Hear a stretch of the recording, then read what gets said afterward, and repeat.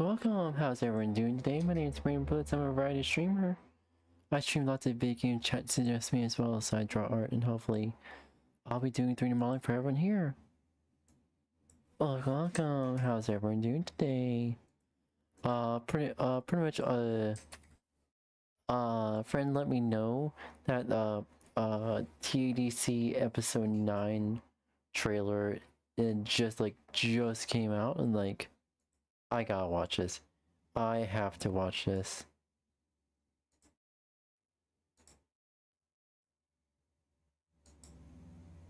So yeah, pretty much we're gonna be reacting to TADC pretty much the amazing digital circus episode 9 trailer by Gooseworks, hosted by Glitch Productions. That being said, let's get right to it. Oh god, what the fuck is going on with my graphics? Hold on real quick.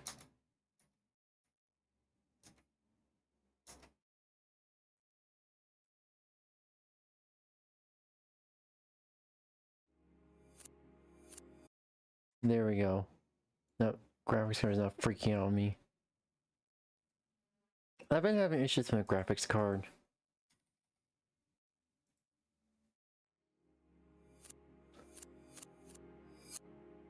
Are you sure? That means... Please, just now, we have nothing. I don't know what's gonna happen. Oh. What do we do now? I really wanted to help.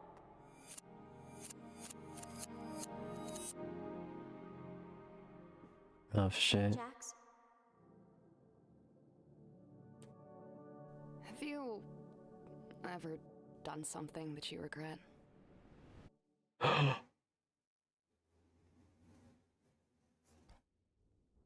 1 hour.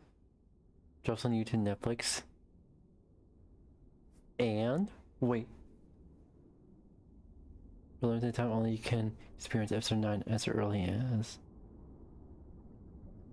That's a feature-length film experience company. Oh, this isn't. It's gonna be in theaters.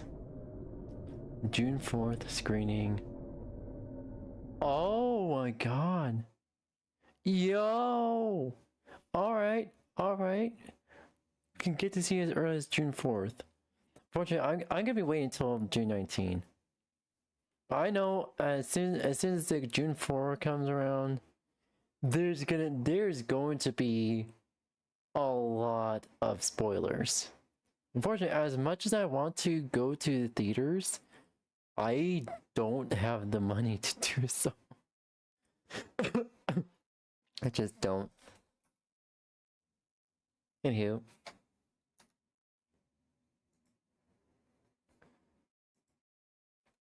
I didn't think I'm still waiting until this graphics update.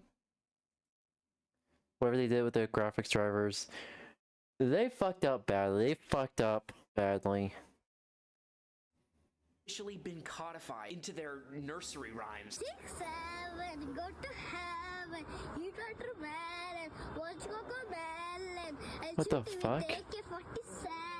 That's the most disturbing thing What I've the seen in fuck? years. I get more disturbed at that than if I found out that my new speech and debate coach was RFK Jr. Here are the reasons that I believe cereal should count. Oh my god, what the fuck? Seriously, what the fuck? Hold on, I got... Oh, so basically, what is the YouTube channel name again? Casey Simpson, alright. Reacting to Gen Alpha, Still Can't Read Anything by Casey Simpson. That being said, let's get started. Just when I'd thought we'd seen the worst of Gen Alpha, brain rot has officially been codified into their nursery rhymes. 6, 7, go to heaven. You try to rebel. Watch Coco Bell. I'll shoot you with AK-47. That's the most What the disturbing fuck? thing I've seen in years, bro. I get more disturbed at that than if I found out that my new speech and debate coach was RFK Jr. Here are the reasons that I believe cereal should count as soup. Growing up, we had real rhymes, right? Well, I'm still held up by The fucking, holy shit. Are you serious? Are you serious? What the fuck? Yo. Nah. Nah. Like, you remember when a boy and a girl would play together for 3 seconds in recess, and everyone would start shouting, "First comes love, then comes marriage, then comes a baby in the baby carriage, and that's not all, and that's not..."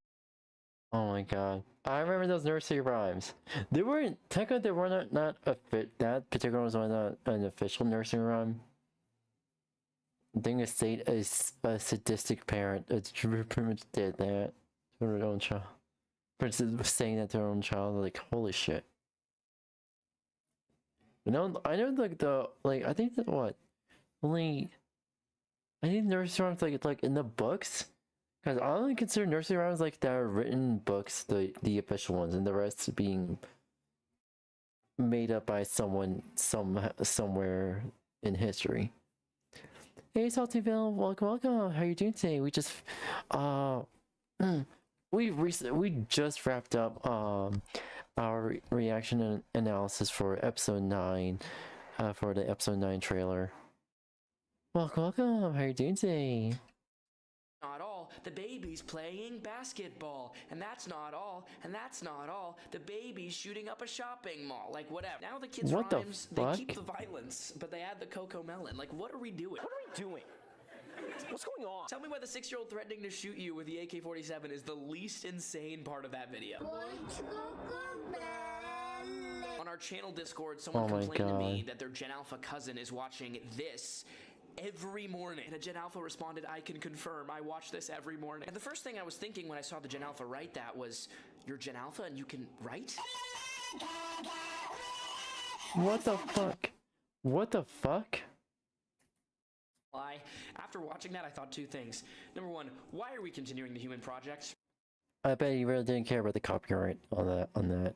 Just, we should wrap it up. Maybe when the Cubs won the World Series, like, that would have been a good note to end on. And if Gen Alpha's growing up on that, then I'm impressed Gen Alpha is even able to, like... Well, wait, what can they do? I'm amazed that Gen Alpha can at least, like, say the word 𝑂𝑂𝑚𝙣. Because if I grew up on that video, I can tell you guys, I would not be here today, alright? I would be begging for the sweet release of Dan Schneider's Lair. But maybe I take back that Gen Alpha... No. Come on, my dude. My guy, come on. No. What the oh my.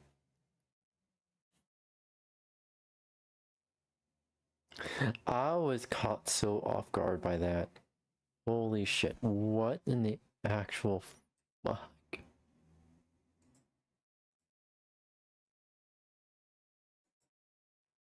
Seriously, what in the actual fuck?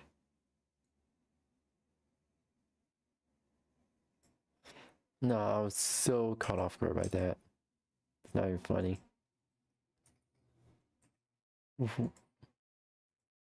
What are we doing? Also, that pause. Funny as fuck. What are we doing?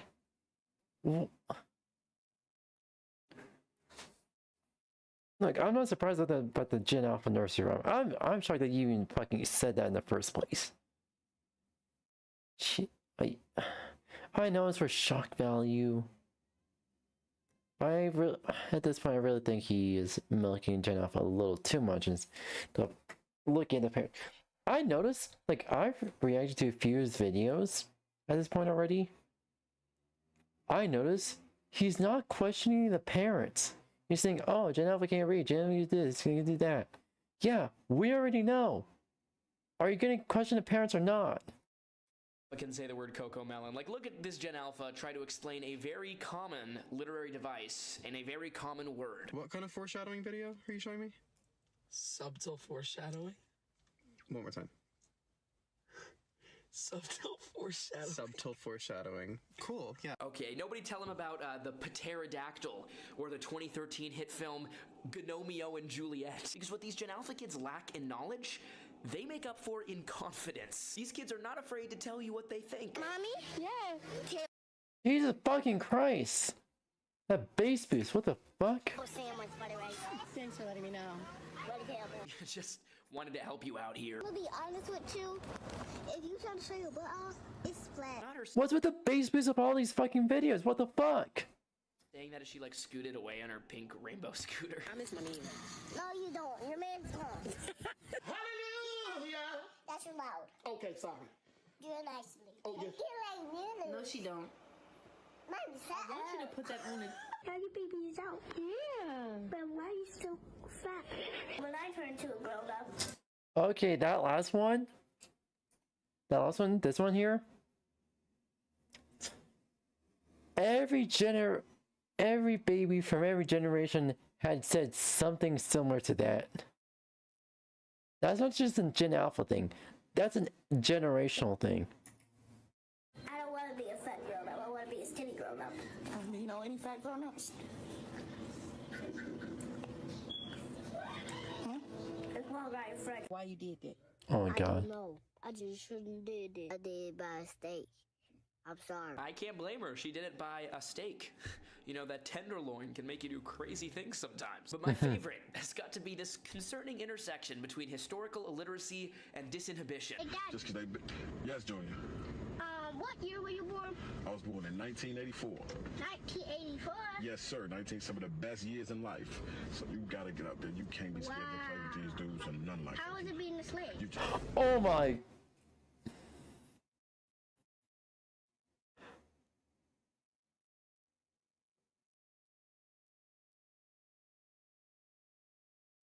Oh my god.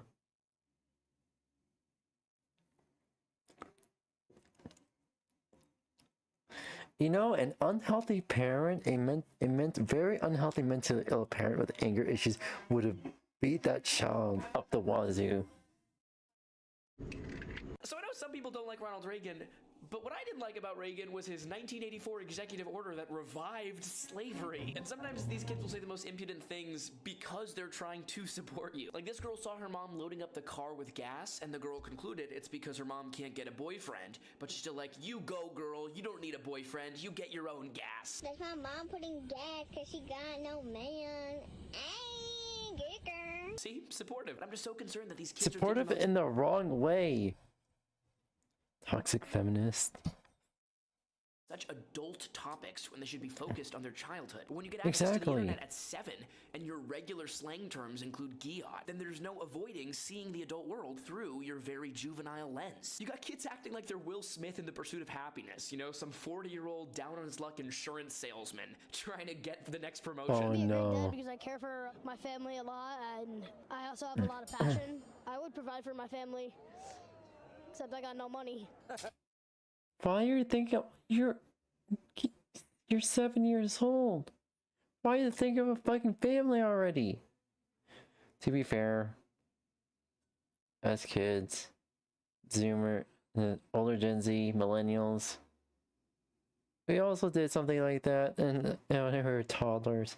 Not today, is more the nursing rhymes thing as before. But also, like, why are people with bikes? Oh god. And here it's more of like, what was it going on again?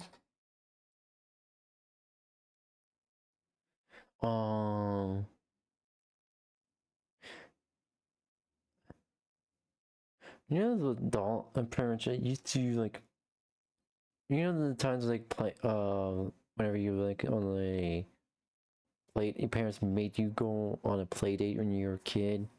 You had to perform either you're playing house or you're playing video games with the homies. I was one that was playing house all the time. But yeah. You're a kid. Yeah, I know. I got like 20 bucks. But when you're maybe an adult, I'm still in debt though. you're in debt? Yeah, I kind of am. Yeah. You're a kid, how are you in debt? I owe my mom something because I thought I had more money than I actually had. Life is just a game of baseball, really. If you keep working, eventually you'll hit that home run and you'll feel great about yourself. Or Kit, my sweet summer child. It's already bad enough out here. Or pretty much the economy's already bad. Oh, and this kid has a rude awakening, and it's pretty much gonna be somehow 100 to 300 times worse than it is right now. Oh god, I feel bad for this kid. I feel bad for this kid. Like, there's the times where you strike out or make an error in the field. I swear, that kid is about to sell me an e-course with Grant Cardone, okay? So this has created a brain rot arms race where parents are trying to ape their kids' doom scroll sludge because they think they'll communicate better. Picking up brain rot to speak better is kind of like chopping off your limbs to become a better dancer. Bruh, Or pretty much lobotomy.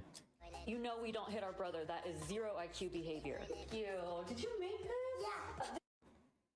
this? Yeah. Seriously, why are you encouraging this? Why not take the tablet away and correct your child's behavior? Take the tablet away and correct your child's behavior. Because we don't need any more brain rot kids. Ma'am, we don't need any more brain rot kids. Because you're gonna learn real fast when your child cannot even hold down a job, let alone get one. This is so fire. It doesn't matter that the dinner's mid. You have to 100% your plate if you want any dessert. Bruh, you made your bed without Coded video I've seen in years. That's such a big brain activity. That is the most millennial coded video I've seen in years. Millennial code. Yes, it is so millennial coded, but somehow even worse. Years, bro. But speaking of bro, apparently that's Gen Alpha's new watchword. Everyone is bro, including like their mom, Linda.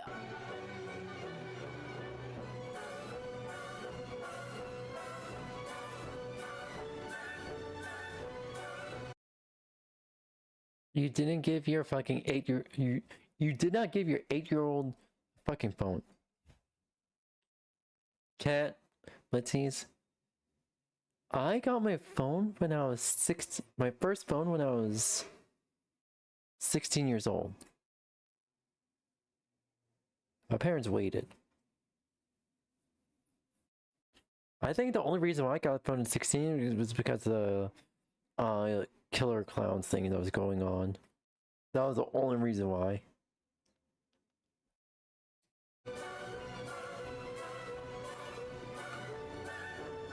So apparently this girl's entire conversation with her mom included calling her bro and asking for more Roblox money, including my favorite text. She calls her mom cringe while using the wrong form of your. But hey, she calls her mom bro. At least that's a Your the grammar, the grammar war of your versus your. Classic, very classic. somewhat affectionate moniker. This kid just calls his mom Linda. Linda. I have to yell at you guys. Listen, listen, listen, listen, listen, listen, listen, listen, listen, listen, listen. That's what he's gonna sound like in the future.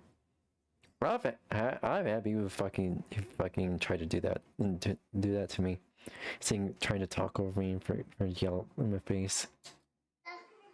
That Gen Alpha feels so comfortable calling their parents by their first names or lashing out at them like this. Bro, that kid decided it was his mom's time. Nah. If my kid fucking tried to kick me like that, I'm not gonna be throwing hands. I'm pretty sure I'm gonna be lifting that kid off the ground and slamming him on his bed.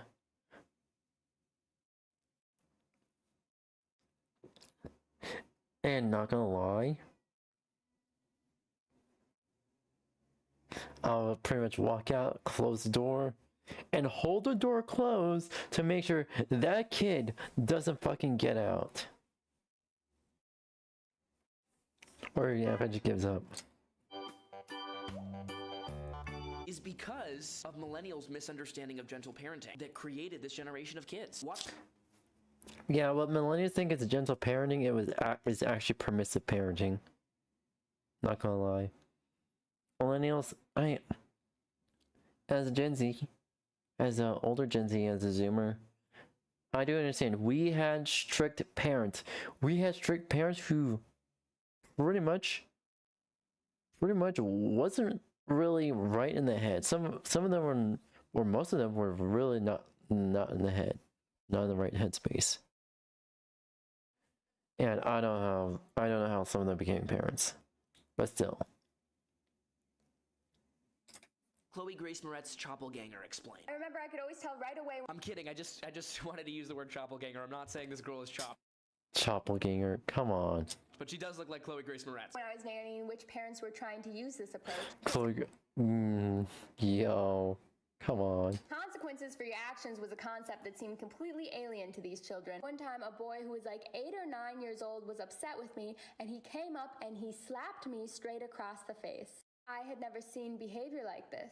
And I believe the fight had something to do with watching TV. I took away all of his electronics, his iPad, his TV privileges for the rest of the week. And every day he thought that I was going to cave and give it back to him for some reason, and he was astounded that I held up these consequences for his actions. Another time, he and his siblings would often throw a massive fit when I told them they had to at least eat some of their dinner if they wanted to get dessert, because for some reason this family did dessert every single night. When I wasn't paying attention, they went and tried to throw all their food in the garbage. And I said, A, I guess you guys are okay with not having dessert tonight. And B, I don't want to hear it from you guys when you're hungry later, because you just threw all the food I made for you in the garbage. Then they started complaining about being hungry later that night because they genuinely thought I was still going to give them dessert for whatever reason.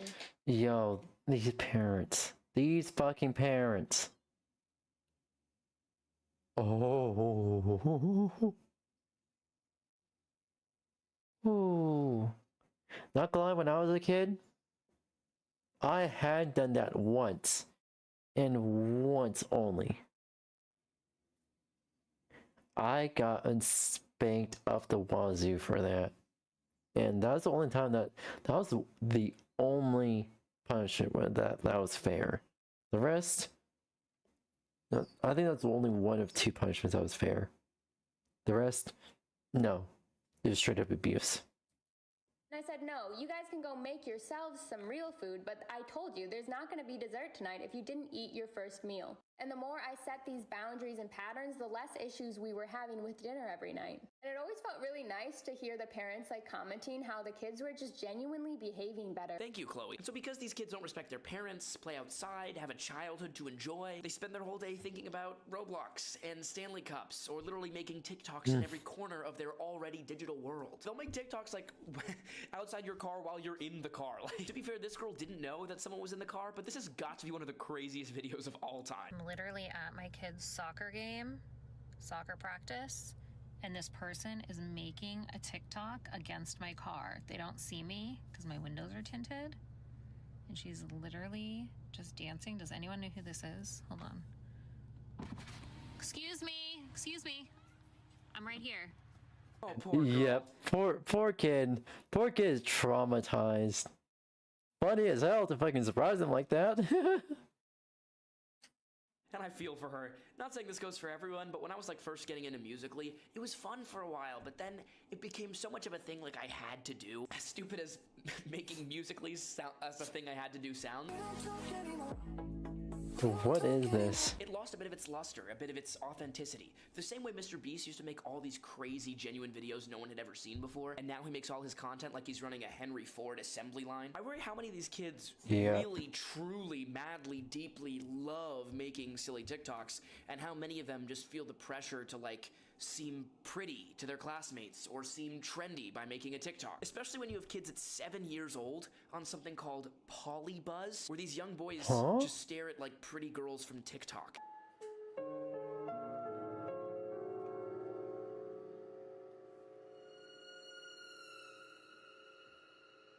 What the fuck?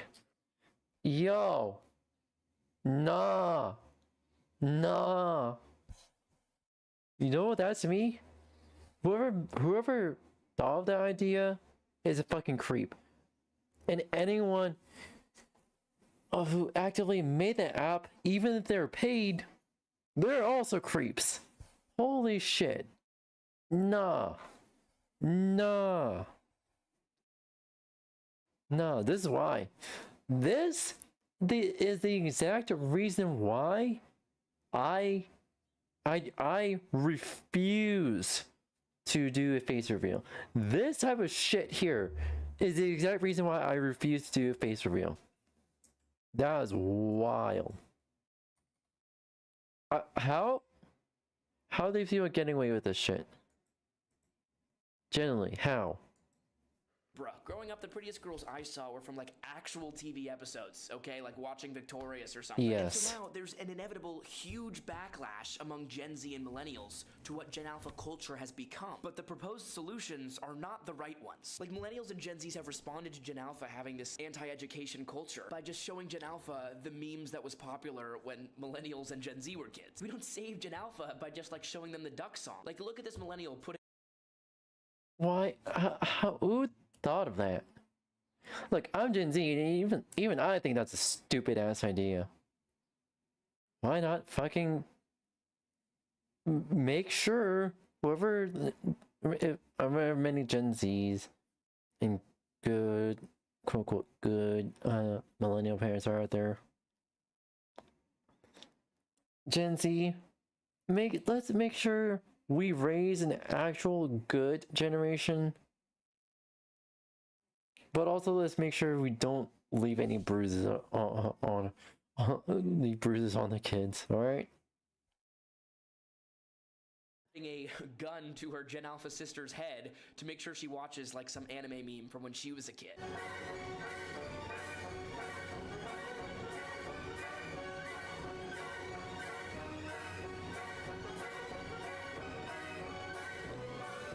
I mean, Oh my it's admirable god. how intense the millennial is taking this. I don't think Oh my god, what the fuck? it's gonna have the intended result. My favorite is this little boy who has a millennial brother, so he talks like he was born in 1988. Stop playing with that.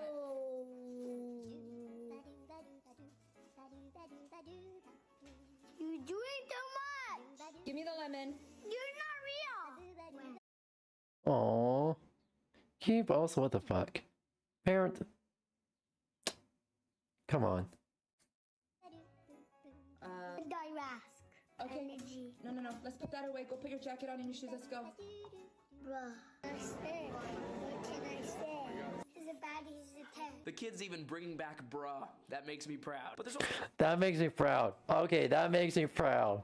Okay, so Gen Z, millennials, the good ones.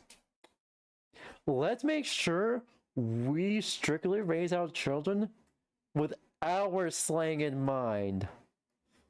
Let's bring back the memes we grew up with and make absolutely sure that those memes are going to be cycled through, going to be recycled for generations to come. We got to make sure that that happens. So imagine, like, so we could probably imagine, like, the Rickroll is already dying with Gen Alpha. We gotta make sure Rickroll doesn't die. All right, we gotta make sure people keep getting Rickrolled or Duckrolled or whatever. just like a mean spirit to Gen Alpha. They will insult you and then insult each other. Like this kid found out. This kid who I can only assume is preparing to star as Rainbow Dash in the live-action remake. Here's the thing. Millennials, including you, the one reacting to.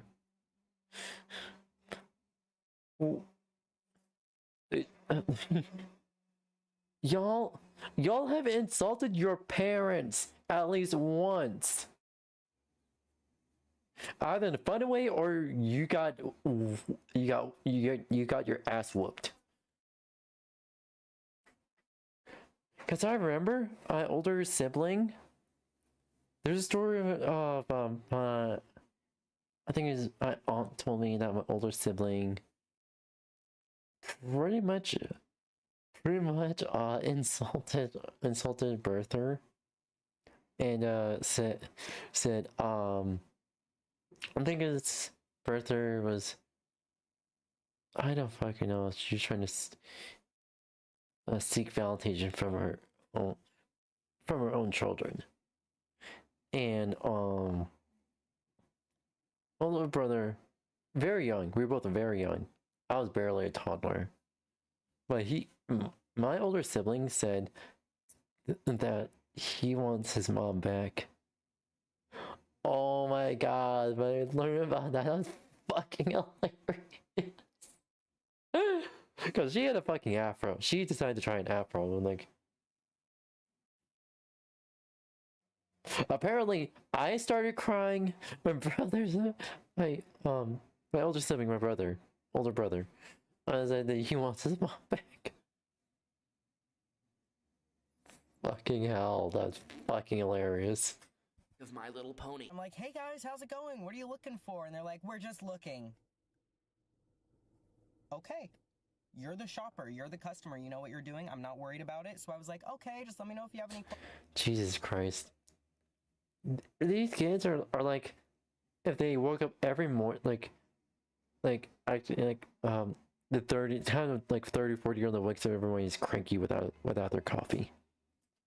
Questions, no big deal.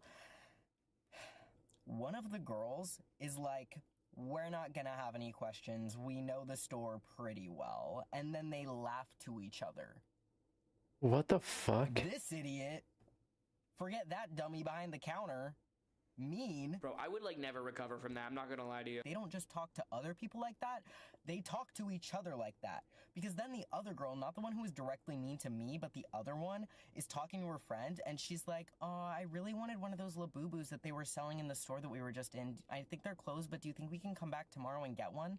And her friend, not even breaking away from looking at the friendship necklaces, was like, first of all, that was a Lafufu.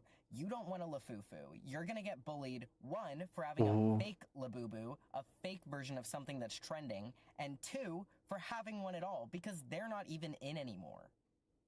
Oh damn. My god. Rookie mistake going with the Lafufu. True story, I was hanging out with my friends, I brought out my own Lafufu, and they shot me in the face. If someone said that to me, I would cry for weeks. I'm expecting this little girl to start like crying or go completely silent, and then her friend is like, no, you're totally right, they're so not in, that would be so lame. Flips her hair and starts looking at the friendship necklaces too. What? Jesus, I would not be that mean to anyone. Holy shit. Holy shit. And these parents fucking allow this behavior. They fucking enable it too. What the And not gonna lie, I have pretty much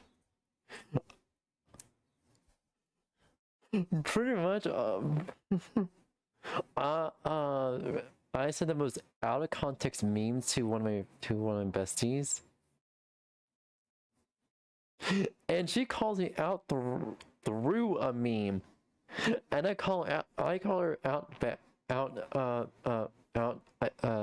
through a meme as well. Pretty much we're shit talking each other through memes. With you know, I think it is one teacher that's on TikTok saying, and Gen Z has a pretty much Gen Z's humor is pretty much being mildly threatening, but not enough to have the cops called on this. Yeah, that's also my sense of humor with my bestie. I've never in my life seen an interaction that was that vile and that normal. Like, they were so chill about just being outwardly aggressive with everything they said. It was like watching an episode from Mean Girls where, like, Karen says something dumb and then Regina is like, you idiot, and she's like, yeah, I'm such an idiot. I'm just glad I'm not in middle school now. I can't imagine Jesus my classmates Christ. turning to me and going like this. You're not even a Stacy. How does my maxilla look? What do you mean you don't drink out of an Awala? What do you drink out of then? A Stanley? My mom got me a Park mock neck. Your mom didn't get you a Park mock neck. Dude, all Jesus the girls Christ. in our class would get mocked. School every day. And there's something I've noticed. A Gen Alpha commented on that video. That's exactly how it As a middle schooler, I can confirm. feels to go to school every day. And there's something I've noticed as someone who tries to do things and interact with the world and learn things, that when I want to do some project that I think is cool, like a rap battle. Nah. If I was a middle schooler in today's day and age, I would pretty much, oh, even like when I was in middle school, pretty much as a quiet kid. Kept to myself, kept good grades up, stuff like that. But I also didn't really make much memories or make many friends because mostly due to my parents being absolute fucking assholes. But Gen Alpha, you can't even be a quiet kid. I know you can't even be a quiet kid. Even the quiet kid, both pretty much personally normalize. They normalize bullying, pretty much. If you don't act the way that Gen Alpha acts, they will bully you. They will bully anyone. I really don't expect them to pretty much keep a job or keep a job at all. Between C.S. Lewis and JFK. When my acquaintances see it, they'll be like, oh, is that for class or for fun? Like, it's a weird dichotomy. Like, why can't you learn something outside of class? Why can't you do something that makes you grow your understanding of the world and as a person and not it be for class? And why does class have to be not fun? Like, I know this is sort of the world that we all live in now, but it's such a sad state of affairs. Like, if you could tell, like, the first guy to go to school that, like, people are gonna hate this every day, like, he'd be like, are you kidding me? This place is amazing. Bro, imagine being the first person to go to school. Hey, Jimmy, you wanna hang tomorrow? Oh, sorry, I got school. What? So I thought of this when I saw this video, where apparently kids who aren't explicitly taught the months of the year just don't know any months or years. What the fuck? Jeff brother said they don't teach months and years, so he doesn't know. You know, this gives me an idea. I'm gonna go to my... I think the parents that's parents' fault. Also, preschool also teaches months, days, and years. I think pretty much. I understand we're all busy. We have too much on our plate. At the same time, you gotta be realistic about what you can actually do as a parent. If you're already like working your ass off and barely have any time for yourself before you have kids, if you barely have time for yourself before you have kids, how the fuck are you supposed to raise kids in the first place? That's my real question. Gen Alpha cousin and be like, you know what month it is? He's gonna be like, no, obviously. I'm just gonna start making up months. It's actually the month of Chapel Ronerary, and it's the year 2. So my cousin's gonna go around thinking it's the year 2. Louis C.K. has a great bit on this. He's like, you guys know they didn't call it the year 2 in the year 2. Nobody was like, hey, what year is it? It's 2. It's 2? Yeah, the year is 2. But I'm 29. Yeah, you were born in negative 27. Oh, that's right. No. It must have been so terrifying. Aw, hi, babe. I mean, I have my mouth open for a reason. Wink, wink, nudge, nudge.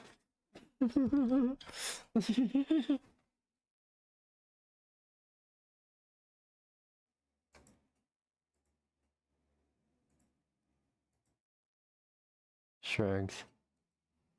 When the year started counting backwards, you know, like it's the year negative 27, and then next year it's negative 26, and then the next year it's like negative 25. I spend some time doing opening source read sector. I mean, there are things that suck harder, you know? If you know where to look.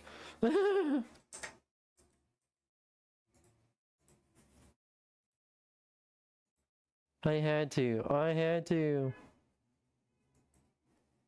And finally it's the year negative 2, and you're like, oh my god, what's gonna happen in 2 years? Like, what's going wrong? January, I would have mocked. February, March, April, May, June, July, August, September, October, November, December. But just technologically, Gen Alpha is in a world reborn. They don't write, so they don't use pencils, so they don't use pencil sharpeners. Bro, tell me why I just found out that in some elementary schools and middle schools now, they don't use pencil and paper anymore. They use a tablet. No pencil, no nothing. That means the next generation of kids will never know what it's like to put on... Oh my god. How come Red doesn't have PvP? Because I'm lazy. Just lazy. That lazy. Maybe. Maybe. Yeah. Yeah, pretty much. A fire ass fit, then walk up to the pencil sharpener to show it off. The original aura farming, bro. That's crazy. What are they replacing that with? What's the new version of that? Going to the charging station for the tablet?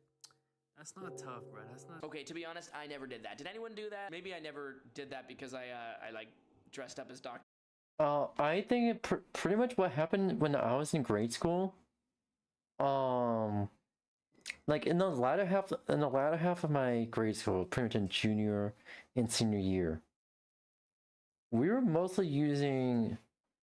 So pretty much, we still had notebooks, stuff like that. Using notebooks, writing down stuff like that. But most of the time, we were using laptops to get like projects done and stuff like that. So we were heading to a hyper digitalized age. Oh, just no one really batted an eye back then. But the one undefeated card Gen Z and millennials can hold over Gen Alpha whenever Gen Alpha becomes me is no matter what Gen Alpha says, Gen Z can read. So Gen Alpha ever gets mad at you, you can tell them, I'm gonna write you a strongly worded reply, and they'll never know. Your outfit is so cute today. It's such a sleigh. You still say sleigh? You're a grandma. You're a grandma. Spell restaurant. And because millennials felt they were real spell restaurant. I can't even spell restaurant on my own without autocorrect. That's a fucking. I don't fucking know though. I don't fucking know where it's going there. That's how fucking autistic I am. I don't fucking know.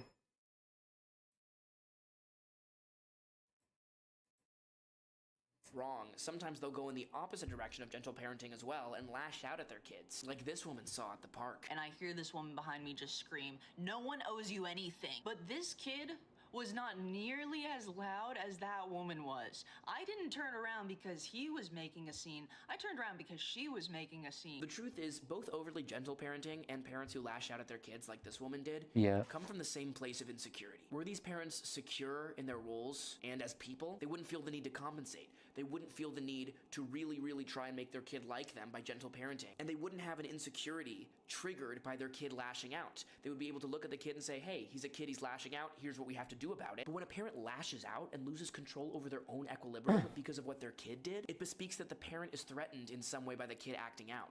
They feel like they're a bad parent, or they feel like they're not authoritative enough, or they feel like something's wrong with them because they don't have a kid who's behaving. So they placate their impotence by screaming at the kid because that feels powerful. Honestly, it's also a very shitty thing to do. Lashing out at your own child, lashing out at a child at all. That is very shit. No, one, that's very shitty of you to do. Two, that makes you look even more childish than the actual kid itself. Literally, I classify the parents who lash out at their kids as adult children, literal adult children, or child adult. But yeah. Healthy people make for healthy parents. And what's so sad is I see so many thoughtful people who comment on my videos saying, oh, now I'm never gonna have kids. What are you talking about? You are the thoughtful audience. You are the people concerned about how kids are being raised. You are watching these videos to know what to avoid. You are exactly the people who should have kids. It's the parents who aren't watching these videos, who don't know how corrosive an iPad is to a kid's soul, or who don't care about their kids enough to find out that shouldn't be having kids, at least like this. Maybe to avoid all this bad parenting around them, Gen Alpha has chosen aesthetic over everything. Like, they will rearrange their whole day to follow some new TikTok aesthetic.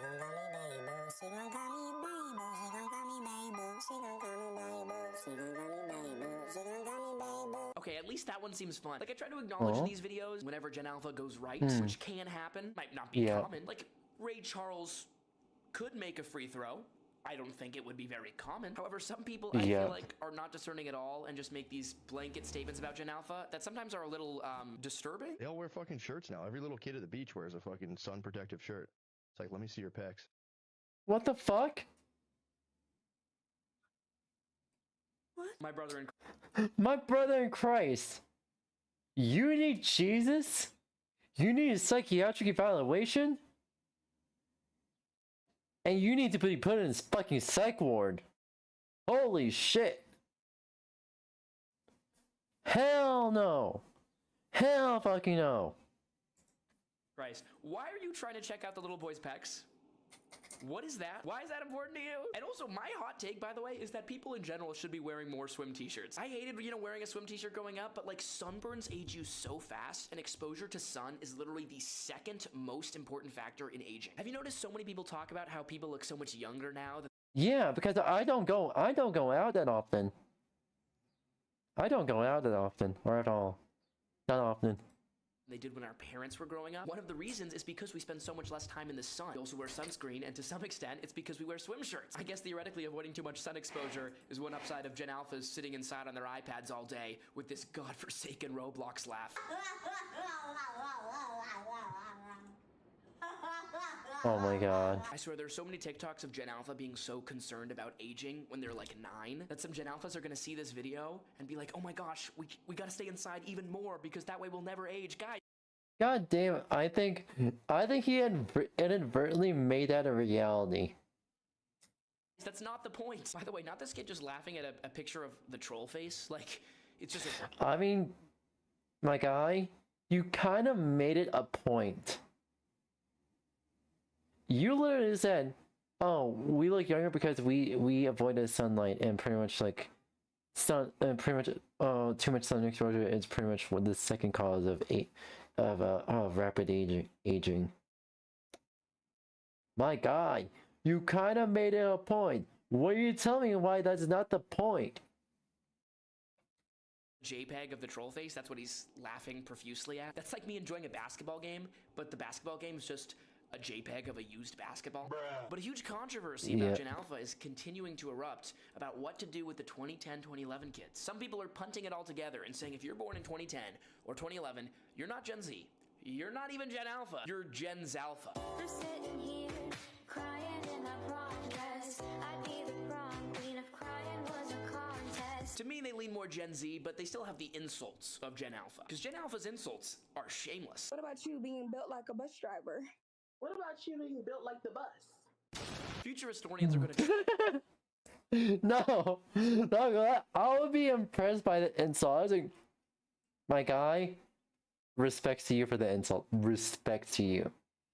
I respect you. Here's the thing, a true friend not only takes an insult, but insults you back even harder.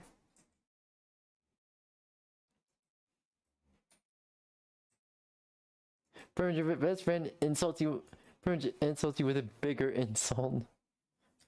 And burn this era of history. Alright, let's see. 2000s, 2010s, 2030? What the hell is 2020? No information? No, that can't be right. Yo, say, have you ever heard of the 2020s? No, never heard anything about it. Honestly, I just thought it wasn't that useful a generation or something. That's why I never recorded it. But still, you don't just erase an entire decade from our history. Like, there has to be some reason we don't have anything on it. Wait, I do remember there was this one historian named Joey that apparently found out about the 2020s a while back, but apparently he went insane after finding it, and we never heard from him since. What? Really? Then why have I never heard about him then? I mean, that's gotta be pretty important, finding an entire lost decade like that. I don't know, maybe just one of those things the world's better off not knowing. That just doesn't sound right. You don't just stay away from history like that.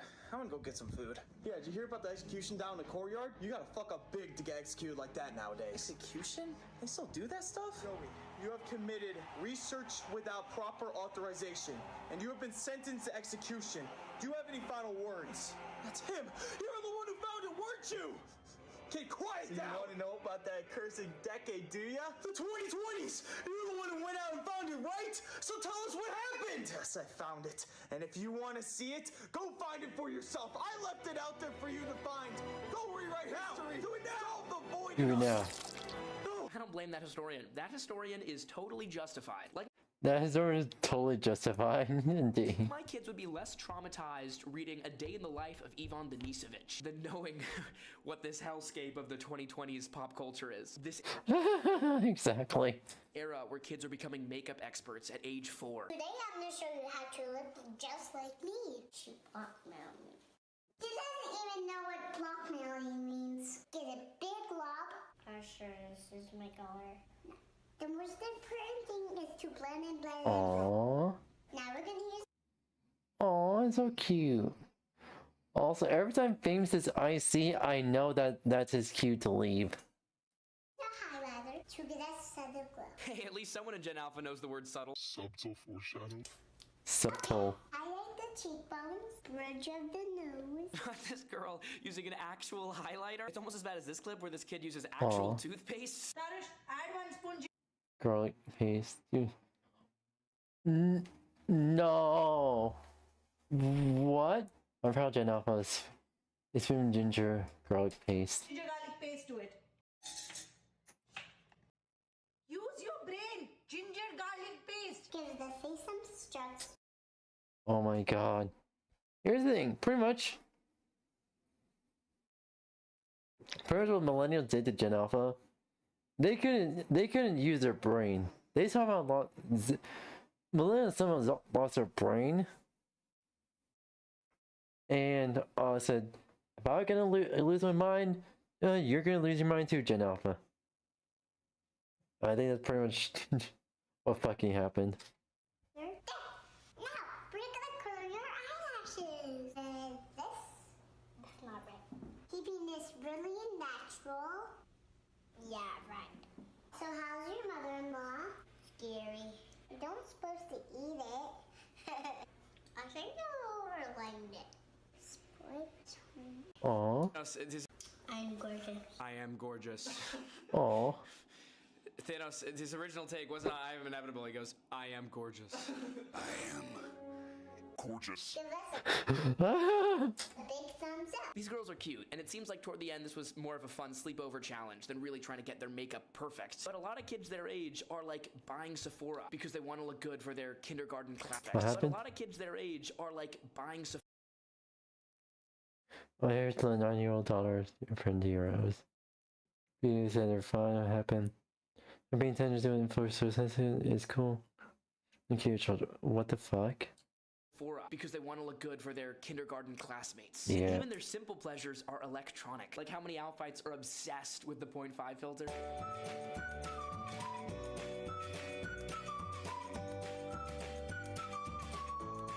And Gen Alphas don't care about things that matter, like literacy, but they care a lot about how low your socks are, I guess. I don't ever slow up, no I don't take shit. I got no love for the fakeness. If you wanna play tough and wanna hate this, I'll always They will ask you to give up the funds you made, you know, working late at your shift at the drugstore or on an oil rig so they can buy more Roblox socks. Oh, wow. I have $20. Gen Alpha is speaking pidgin English at this point, and non-Gen Alphas need a Pidgin. translator. You know them?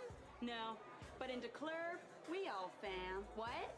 In DeClurb, we all fam. I don't... In the club, we are all family. Are you racist? Because don't forget, that's the point of brain rot.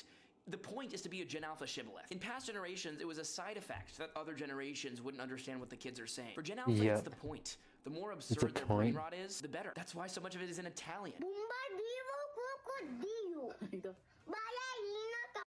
So, oh, that's clever. It's like speaking a whole different language that's shifting around every other day. Holy shit! It's not even worth trying to understand Gen Alpha. All right. Cappuccino. Cappuccino yasatino. Bebe patapin. Because Gen Alpha is trying to laugh at how Gen Z and Millennials and Gen X can't understand what they're talking about. They don't understand what they're talking about. Their language is a fiat language. It gives meaning because, like, they all laugh about it, not that it actually conveys some objective truth about the world. They feel like they're in the in-group, and they can point and laugh at everyone else who's in the out-group. And this is exacerbated when every other generation prostrates themselves before Gen Alpha and just begs to know what each new Italian brain rot slang term means. That tells Gen Alpha that what they're... So yeah, I figured that brain rot is truly just brain rot. There's really no meaning to it, and it's not really meant to have any meaning. Makes sense. I think it's pretty much, this is way before Gen Alpha existed, but pretty much a random thing that I would do Someone, I think someone does not do pretty much. Someone asked me why do you do that? It doesn't make any sense, and I tell them it's not supposed to make any sense. I guess there's an embodiment of Gen Alpha now. It's like their entire vocabulary is not supposed to make any sense, and you're supposed to just take it at face value. So yeah.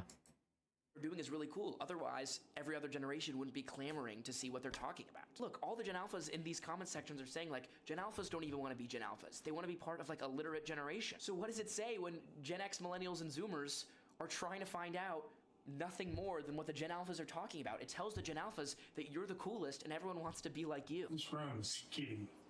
It's kitty toilet. Get off your 𝙂𝙚, stop mewing and clean it up. And the very worst thing anyone can say to Gen Alpha is that they're okay just the way they are. Because everyone who cares about Gen Alpha should want them to become what they were meant to be, which is not this. I'm gonna talk about this more on Patreon and Discord. Thanks to our patrons Bob, Eric, Guy, Matt. It's ironic called Gen Alpha, and they're the furthest thing from being an alpha. Rasmus. Where did the name scheme for the for generations? They fucked up. They fucked up big time.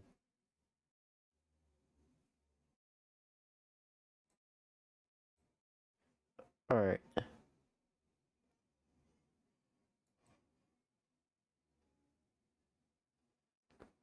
Think.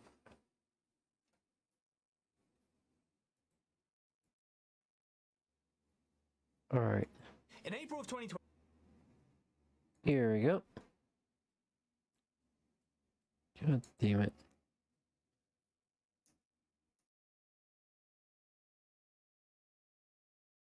Alright. What channel is it? Fine print. I think it's subscribe. Okay, so this is they lost it all of it by fine print, so I'm assuming that pretty much the US fucked up big time. In April of 2020, a security researcher typed an IP address into his browser. No login, no password, no authentication of any kind. And there it was. 8.6 million records of vehicle movements across Sheffield. Number plates, no, this is UK. Camera images showing the drivers' faces, pedestrians caught in the frame, all of it just sitting there. Your data out there on the open internet, free for anyone to find, free for anyone to access. Sheffield Council had written a 32-page document about their automatic number plate recognition system. 32 pages, and the word privacy doesn't appear in it once. Hey, I'm Andy, this is the fine print, and I've been going through every major UK data breach that the UK government has been responsible for over the last 2 decades. Every lost disk, every unencrypted spreadsheet, every password that was just the username typed again. And I did this because the government has announced that every person in the country will need a digital ID, one that stores your face scan, your passport data, your biometric information, and they'd very much like you to trust them with it. So, you know, I did my due diligence. I thought I'd check their track record. And what I found was... hell no. Well, let me just show you. Let's start with the one that was supposed to change everything. November 2007, Her Majesty's Revenue and Customs, you know, the people who collect your taxes, needed to send some data to the National Audit Office. The personal details of every family in the country claiming child benefit. Names, addresses, date of birth, national insurance numbers, bank details. 25 million people. That's nearly half the population. They put it onto 2 CDs. Unencrypted, protected by WinZip, you know, the free software that you can crack and download for free, through the internal mail. Like a birthday card, because if you've ever posted money through Royal Mail, you know the crisp £20 note probably isn't going to be there when it arrives. The disc never arrived. They never found them. And here's the detail that really gets me. HMRC was asked beforehand whether they could strip out the bank details before sending. They said no, because it would be too costly. Too costly? Cost when someone eventually checked £650.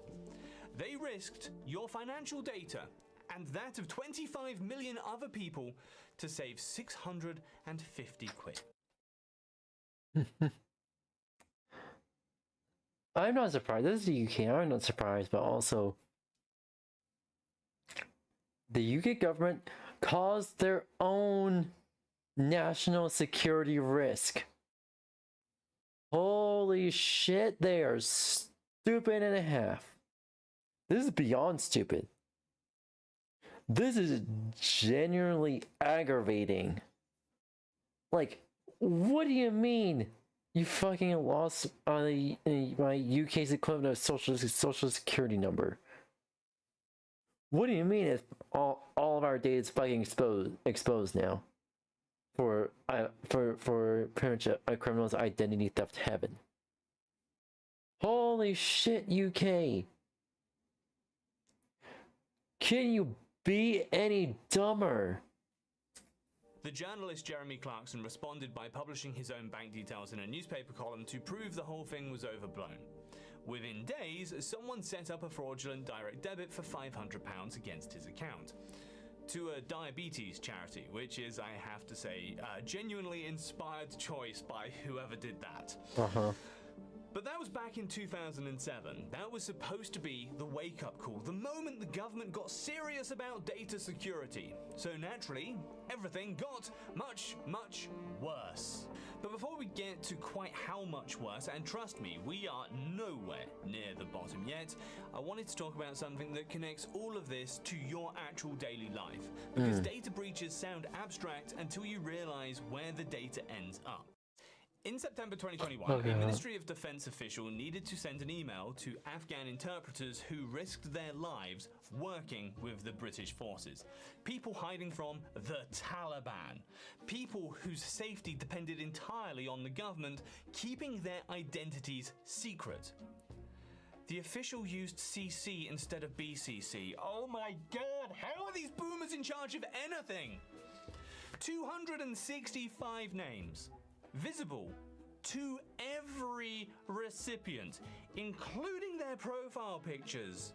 Oh my god. ICO fined the Ministry of Defense £350,000, which sounds like accountability until you remember that's your money. The government fined itself and paid, yet again finding another 500 IQ way to waste your money.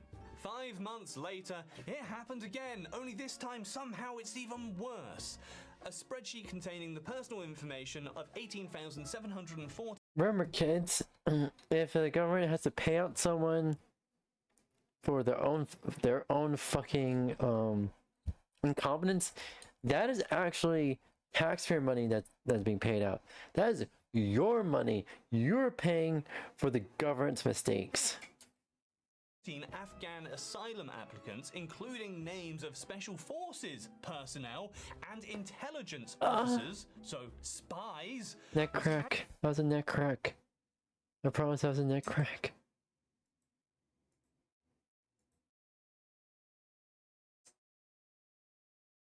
Accidentally emailed outside the government system. The emergency resettlement program triggered by that single email cost approximately £850 million.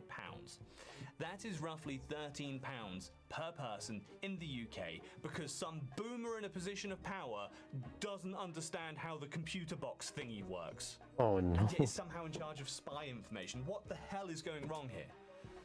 You paid 13 quid because someone in the MOD didn't check an attachment.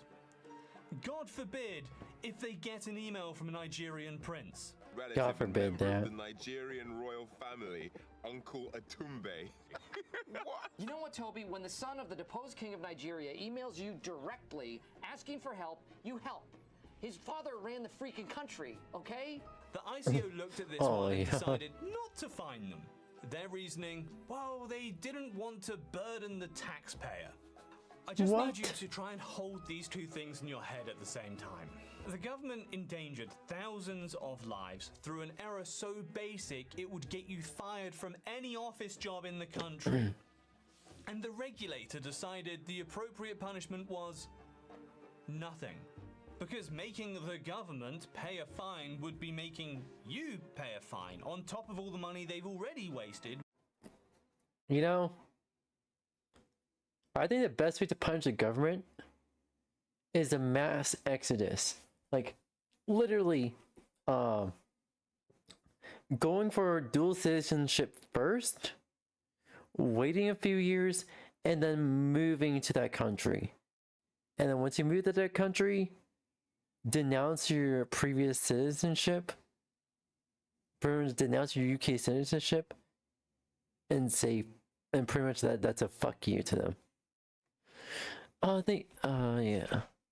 Red beer. Oh, there's no, yep, fair. Anywho, yeah. Which means there is functionally zero consequences at all. That's not a one-off. That is a system working exactly as it was designed.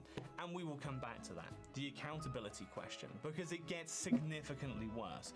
But first, I want to talk about the breach that should have been a national bikers scandal and yet somehow racing down the wasn't. street. August 2023, the police service in Northern Ireland received a Freedom of Information request, routine stuff. How many officers do you have at each rank? So someone compiled the response in a spreadsheet, and in a hidden tab in that spreadsheet, one they forgot to delete were the surnames, first initials, ranks, departments, and location of every single officer and staff member. All 9,483 of them. What the fuck? In Northern Ireland. The data reached dissident Republican groups within days. Officers were forced to move house. Some left the country. The chief constable resigned. Compensation is expected to exceed £119 million, roughly £450 Jesus per Christ. household in Northern Ireland, for a hidden tab on a spreadsheet. Around the same time, the Electoral Commission discovered that hackers had been sitting inside their systems for 14 months. 14 months! Jesus. Accessing data on 40 million voters. Over a year. Holy shit. Oh my god. I would never step into the UK. And if they if the US somehow tries to if the Trump administration, okay, I don't really like going to politics, but why does my brain, oh my god, my brain instantly went to politics because that's how political fucking US is. Holy shit. Anywho,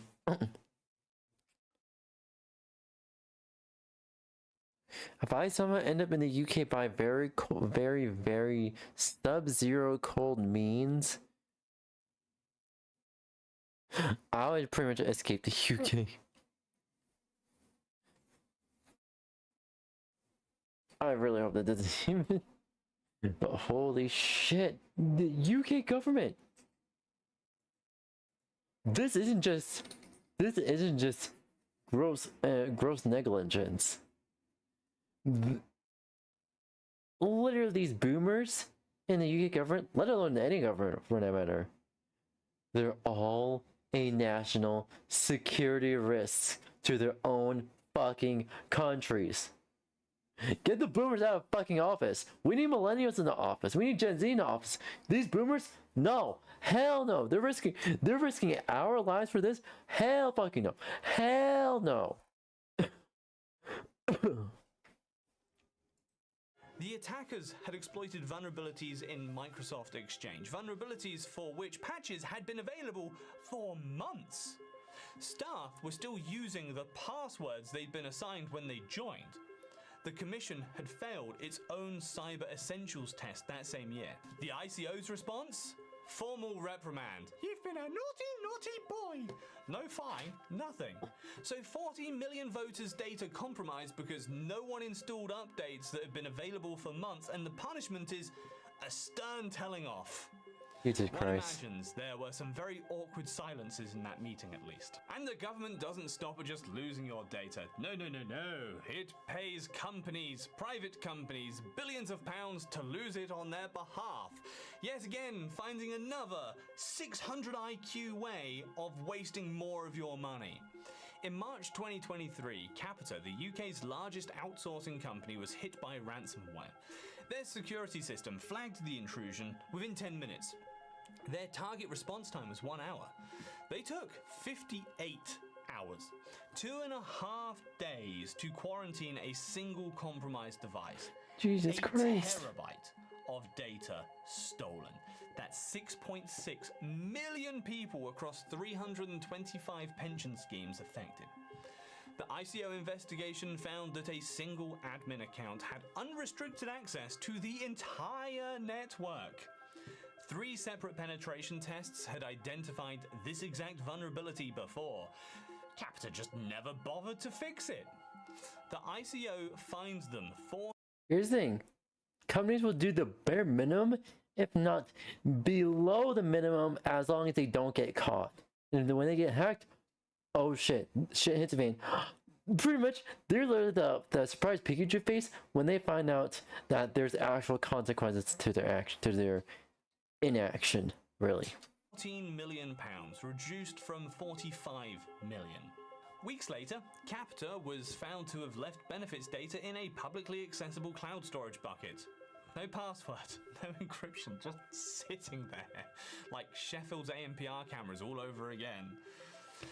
And then, and I genuinely need you to be sitting down for this one, the government awarded Capita a new £606 million contract for the DWP, Home Office, Ministry of Justice Jesus and Christ. The chair of the Public Accounts Committee called it extraordinary. I mean, I personally would have used a different word for that one. And they're not alone. Fujitsu... I would use a very different word for that one. The exact opposite of extraordinary. Actually, they're extraordinarily stupid. Still runs the police national computers, and that's the database that tells officers whether someone's wanted or dangerous while simultaneously being investigated by the Metropolitan Police for the Post Office Horizon scandal, in which their defective software led to the wrongful conviction of over 900 people. Since 2012, the Jesus government Christ. has awarded Fujitsu nearly 200 contracts worth £6.8 billion. After announcing a voluntary bidding pause, internal documents showed staff were given flow diagrams on how to keep bidding anyway. The system What the doesn't fuck? punish failure, it's somehow promoting it. It's not just Whitehall. Local councils have been getting hammered and they've got a fraction of the resources to recover. Hackney Council, October 2020, the Pisa ransomware gang got in through a dormant account where the username and password were identical. Not similar, identical. 440,000 files encrypted, records containing residents' race, religion, sexual orientation, health conditions, and criminal history. Sadly, you're distracted. What do you mean I'm distracted? So you know you can claim your badge watching it for an hour. Traded and published on For quote-unquote watching it for an hour. Well, you just mute your tab. the dark web. Housing benefits stopped. Staff were working with pen and paper for over a year. The cost was north of £50 million. The ICO's response? Naughty, naughty boys! Just another reprimand. Leicester City Council, March 2024. 3 terabytes of data stolen. Passport scans, driving licenses, bank statements for up to 400,000 residents. And because the hackers compromised the central management system, the city's street lights were left on 24 hours a day for weeks, which is either a security failure or the most expensive nightlight in British history. Oh, then there's Transport for London. September 2024, initially described as affecting some customer data. A BBC investigation in early 26 revealed the truth. Approximately 10 million people had their data stolen. 10 million. It just gets, honestly, it gets worse and worse and worse and worse and worse for as long as this video goes on. Holy shit. Holy shit. It somehow, when you think, how could this get any worse? It somehow gets so much worse in the most unexpected way possible. All 30,000 TFO employees had to attend in-person appointments just to reset their passwords. Cost £39 million. The ICO cleared TFL of wrongdoing. 2 teenagers were arrested. I'll say that again. 10 million records. 2 teenagers. And the regulator said everything was fine? I don't know, maybe put the bloody teenagers in charge at this point. They can't do it any worse. And here's the important bit. That is your government's track record with data it already has. And now let's talk about the new data it is forcing you to hand over. The Online Safety Act is requiring platforms to implement highly effective age assurance.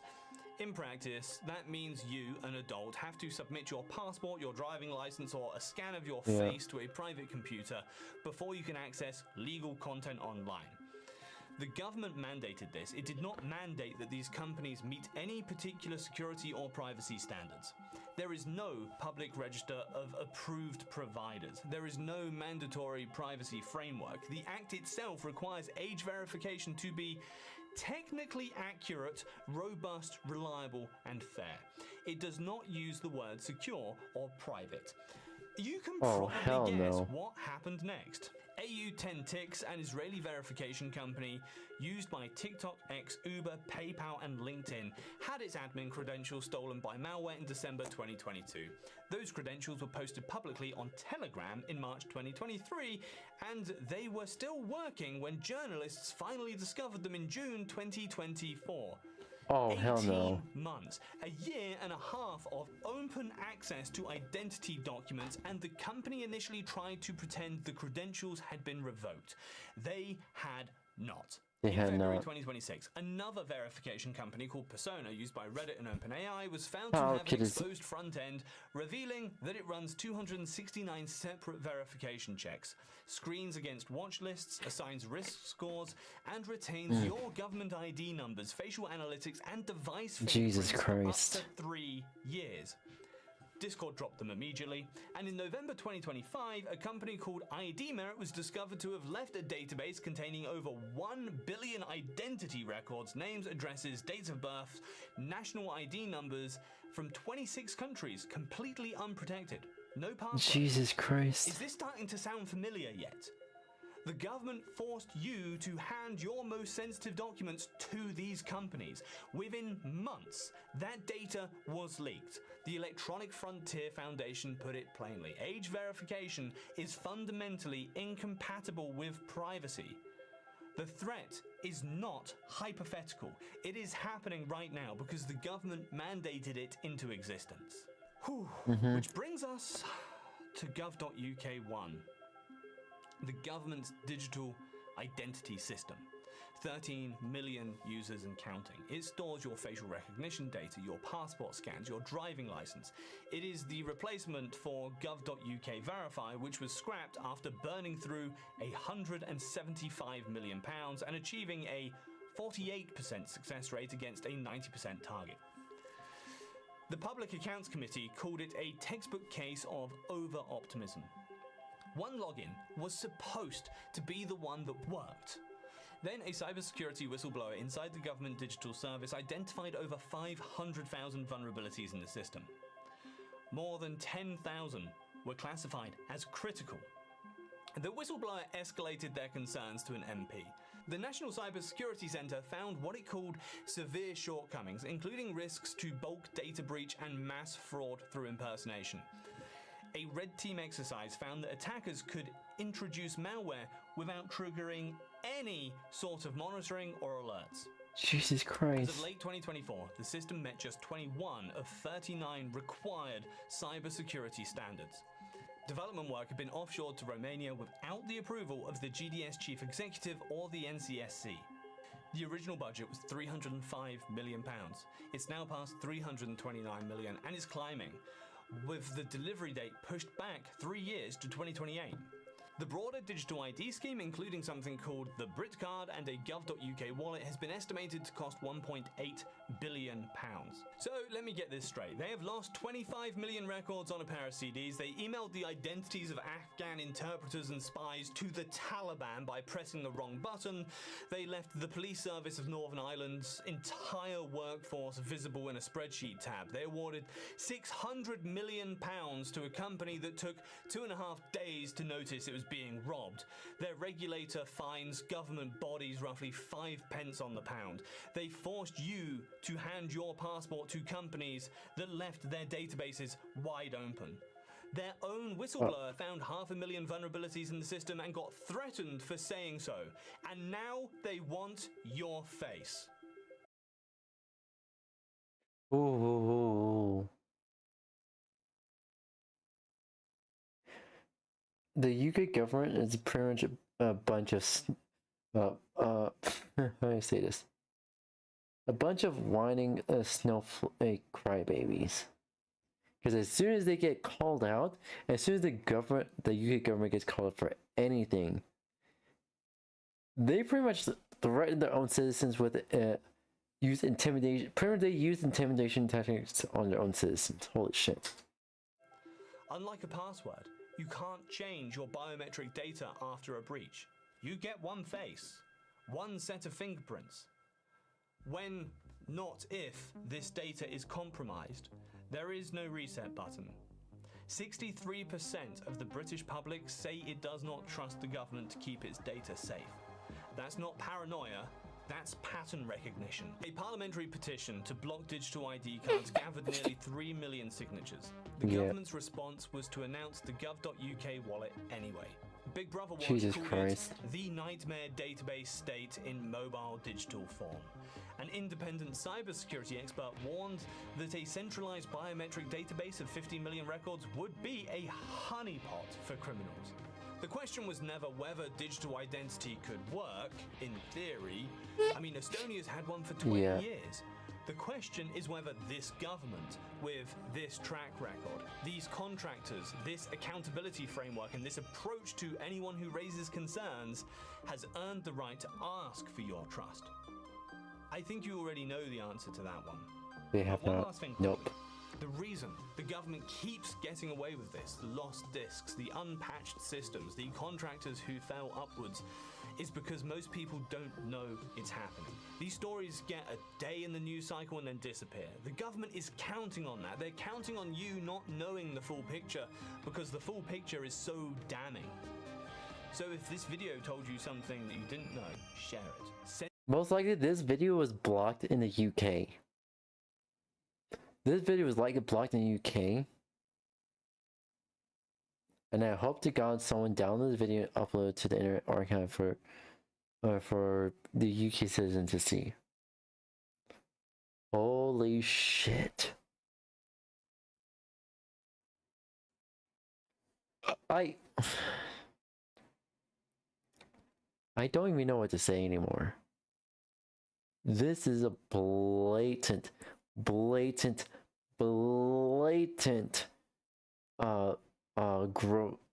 disregard for their own citizens' safety.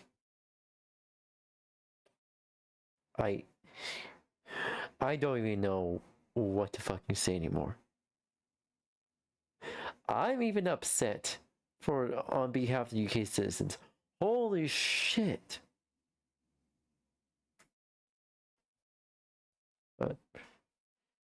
Holy shit. Anywho. But yeah. Let's see here.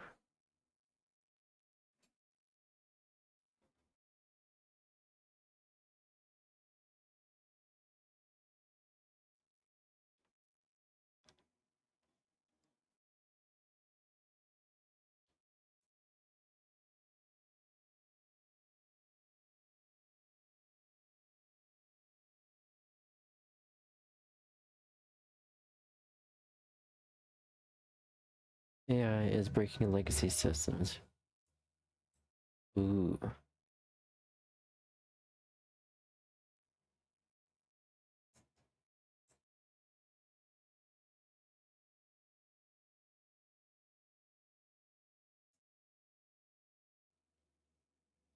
Here.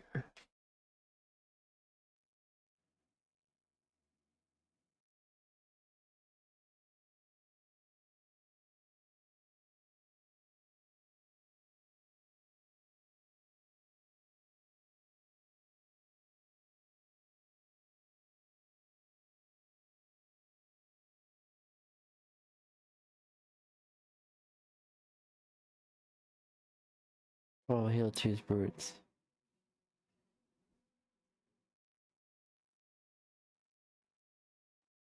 Anywho.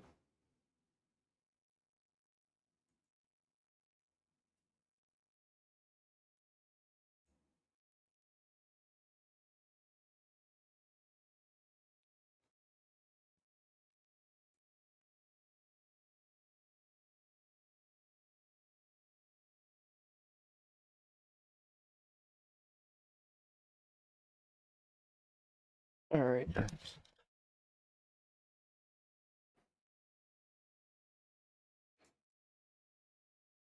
Alright, we've been lied to our whole lives by Penguin Zero. I really wonder what this is about. Wow. The world looks so different today. The colors don't even seem the same. It feels like this morning I woke up in an alternate dimension. One separate from the dimension I inhabited yesterday. The new research that was published changed everything. We've been lied to our whole lives. And I know you've probably already seen it. I imagine some of you took the day off of work just to process it. They found the male G-spot. Here's a good girl. I didn't even know. Oh, what the fuck? I didn't expect that. Oh my god. I mean, like, I'm not surprised. I am actually not surprised because, one, in terms of evolution, you should have expected this. If women have a G-spot, I'm for sure as hell guys also have one. Red, you're such a good girl. You're such a good girl. Meow. It was lost, like the city of Atlantis. I thought we had already pinpointed that sucker down eons ago. I remember for as long as I've had holes, I was told that the G-spot was buried deep in my ass, and that's where it stayed. But apparently, that was all a lie. That was a guess. That wasn't ever fully confirmed, and now they published new research saying definitively we have found the male G-spot, and it's not in that cavernous hole. You see the new male G-spot meta? I did. It's out of reach though. My loadout isn't equipped for the new meta for G-spot. Never the new meta. It's apparently a place on your foreskin, not in your butthole. Male G-spot revealed, and if you guessed it's in the butt, you're wrong. I mean, like, Intensely pleasurable. Also, no one's guessing it's in the butt. That's what we were told for years. It was supposedly confirmed to be in the asshole. Not like people just randomly made that up. But now new evidence, I guess. This is what scientists are researching, by the way. Throws that theory in the trash. After years of searching, I like that. I guess the fountain of youth. After years of searching, scientists in Spain have finally found the male G-spot, discovering this so-called erogenous zone is far from where they suspected. They detailed their findings in a stimulating study published in the journal Andology. Where's the so-called on switch, defined by its capacity to induce intense orgasms upon stimulation, in an obscure region called the frenular delta, a triangular zone located on the underside of the penis where the head meets the shaft, an area so mysterious it has long been omitted from sexual health textbooks. Oh, I mean, like,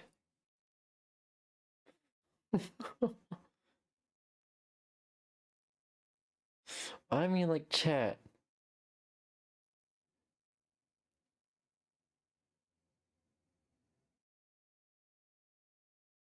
Chat, hear me out. If you're gonna be in my head all day, why don't you give me some? Okay, that's a meme I found on TikTok.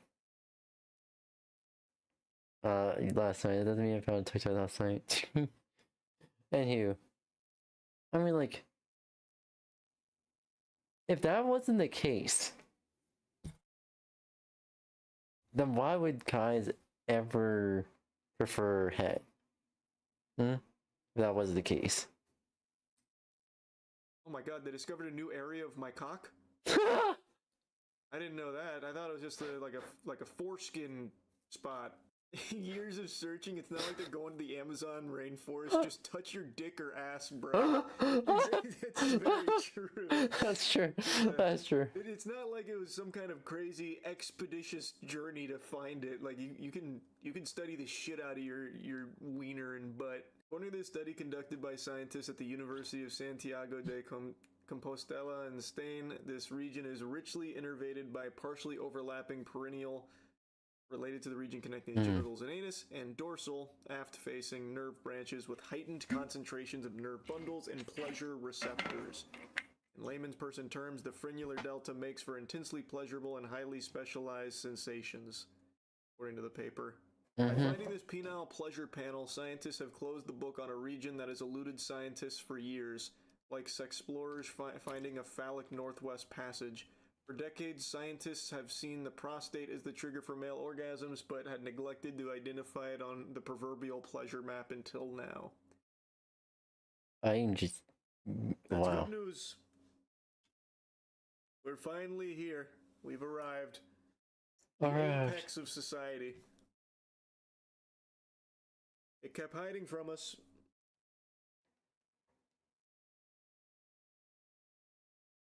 Sex 2 is finally upon us. That's right. That's right. Holy shit. You can kick and you can scream, but it'll come all the same. We have discovered the male G-spot. And it's right where I said it was from the very beginning. I've been saying for years that the dark side of the moon on the penis it's highly unexplored. No one ever checks underneath. And Darth Gator, I'll teach you how to use the backside of the dude. Do we flick it or something? You do Flick whatever it. you want with it. You slap it, you fucking fart on it, I don't know, man. But I think you need to have your foreskin for it. Can I sue the doctor that took my G-spot? I know. A question on everyone's mind now after this stunning revelation. That's the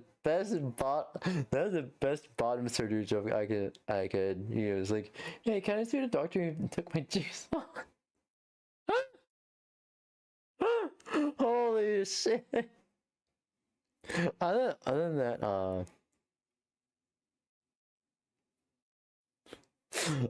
either my dick fell off or can I see the doctor for him to take my G-spot? Holy shit, that's funny. The G-spot Krampus that stole all our foreskin, hogging the G-spots to himself. It's a game changer, not gonna lie, feels so good. Okay, I can only speak as a circumcised man, but I feel like there's no way uncircumcised dudes didn't know that. Right? Like, I feel like there's no just through trial and error and experimenting, you would have found that, oh, this spot feels cool. Wow, this feels so good over here. I mean, that's gotta be a real moment. There's gotta be a real moment there. Not gonna lie, that's gotta be a real moment. Holy shit.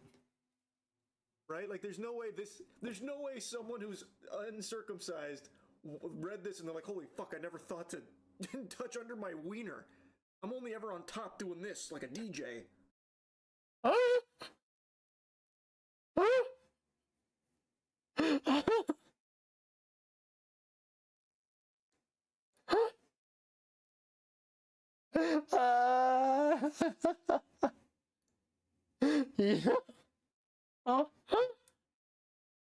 Yo, the fucking image I was someone doing that.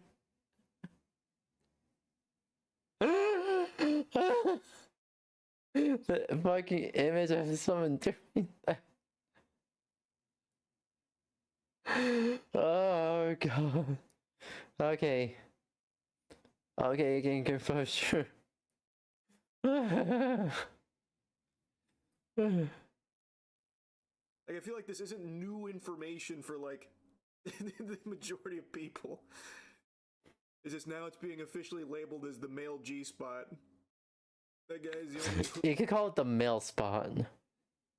hooded homie left alive. Yeah, we have to preserve him. Put him in a bubble. We must study him. Ask him questions. The only man with a hot dog and a bun still around. Yeah, So dude. does that mean the spot in your ass was just LARPing as the G-spot? I feel like it must have been like maybe a placebo thing or something. Slurping. I don't know. I never tried getting up in there and seeing what that felt like.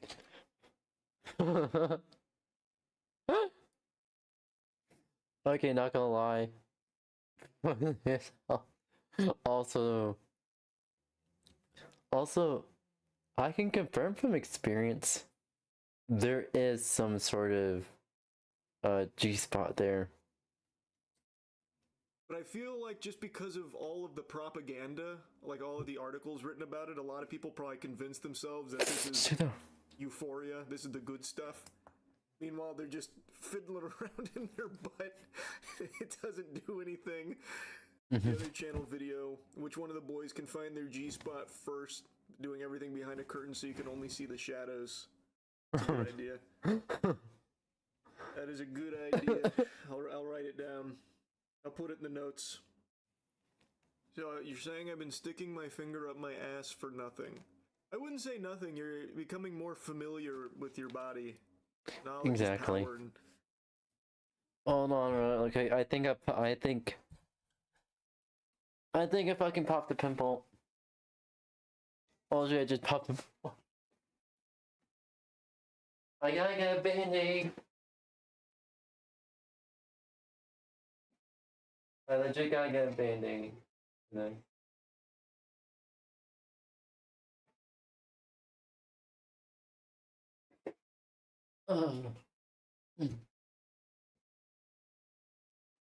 I popped the fucking pimple.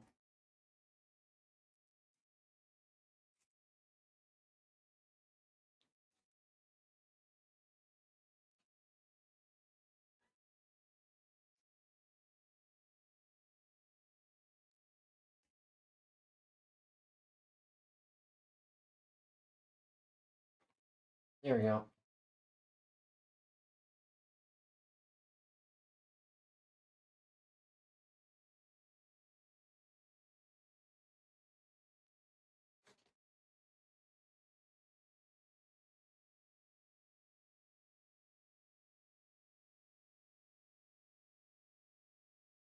Gotta make sure it's not so close to my eye. But yeah. Honestly, I'm not surprised. I'm not surprised at all. all that. So, I mean, I wouldn't say it was moot. Right, you probably got some experience out of it. Mapping it like you're splunking. Exactly. Exactly right. He gets it. I once stuck my finger in my anus to get the poop out, but it felt kind of good. What's your plan, man? How would you get the poop out by sticking a finger up there? All you're doing is just plugging it further up. Exactly. That's a funny way to find out about it. What the hell? What? How is that? What kind of strategy is that? Kind of strange. It's not like a lawnmower with like a ripcord or anything. Like all you're doing is just poking it. Fish hooking, I guess. Oh, I guess. Yeah, you could be fish hooking. Fish hook. Oh Turning no. my asshole into an arcade claw game. Nurses do it for chronic constipation. Well, I don't think they just. Well, I don't know. Maybe they do.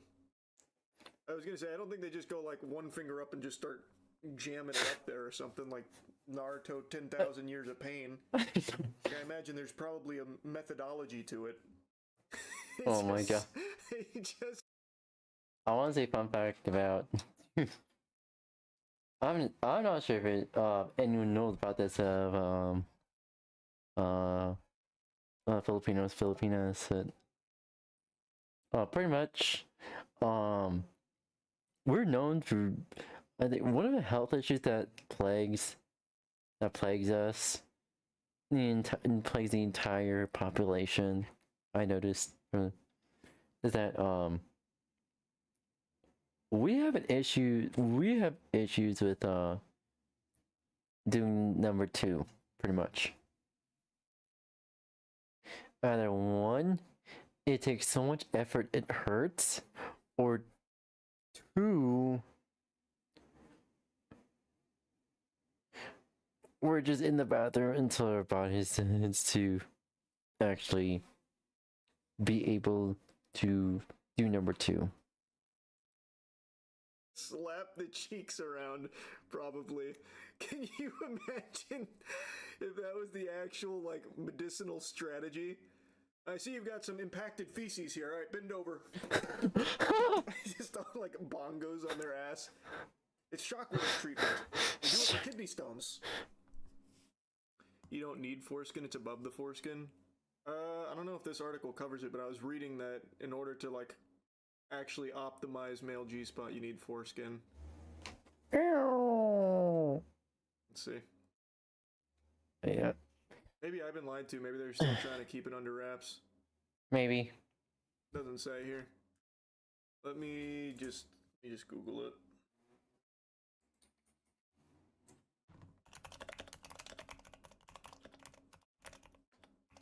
Oh, thank you. And also, this is probably the most 18+ reaction video that I ever had, because I didn't expect this to be the fucking news. Let's see. Male G-spot foreskin required or not? Let's see. It seems like it's too new. People still talking about the back door. Yeah, I don't see any information on whether or not it's required or not. From what I saw earlier, it is. Maybe it's not. Who's really to say? We're still on the cusp of this discovery. Yeah. This is like electricity. This is big. We still don't quite understand all of the inner workings of it. We're working it out. Fair, absolutely fair.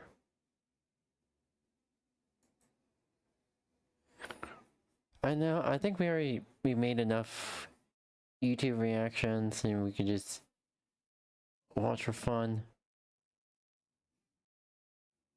Yeah. I saw a video today.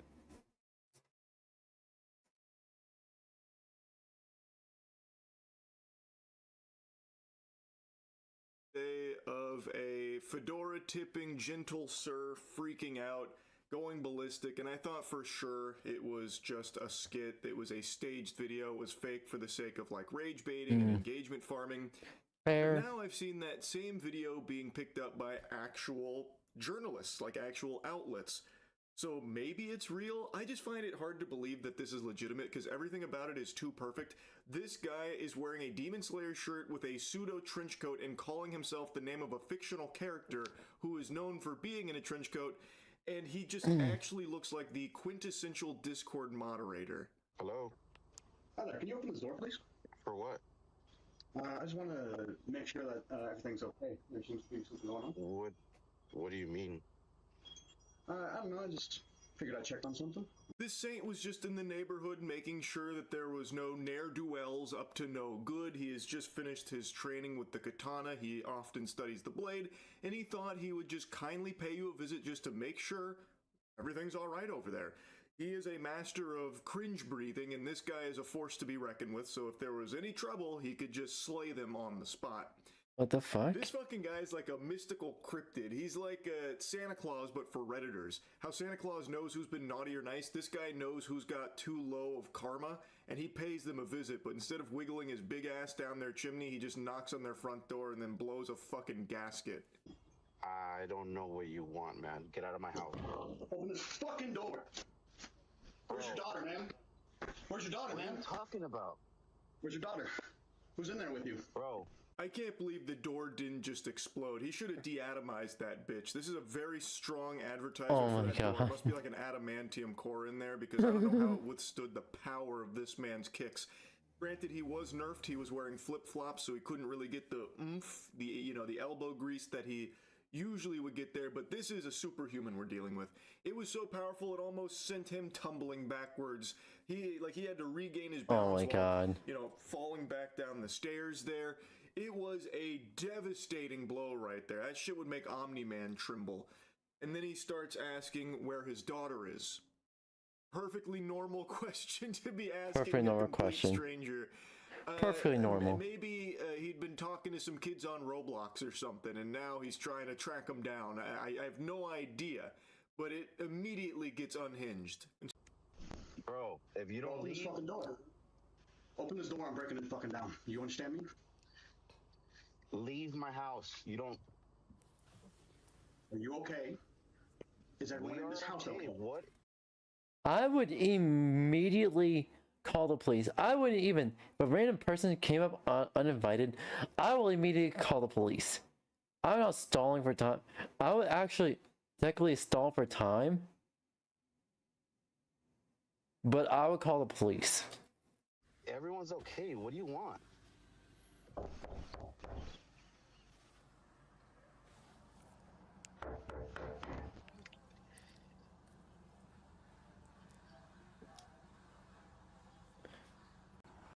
His Sharingan right now. It's about to get serious. They're in a standoff right now, and he is subtly powering up because it's looking like it's gonna be a scrap. And trust me, I know a warrior when I see one. This guy fucks. Like, this is not someone you want to be taking lightly here. His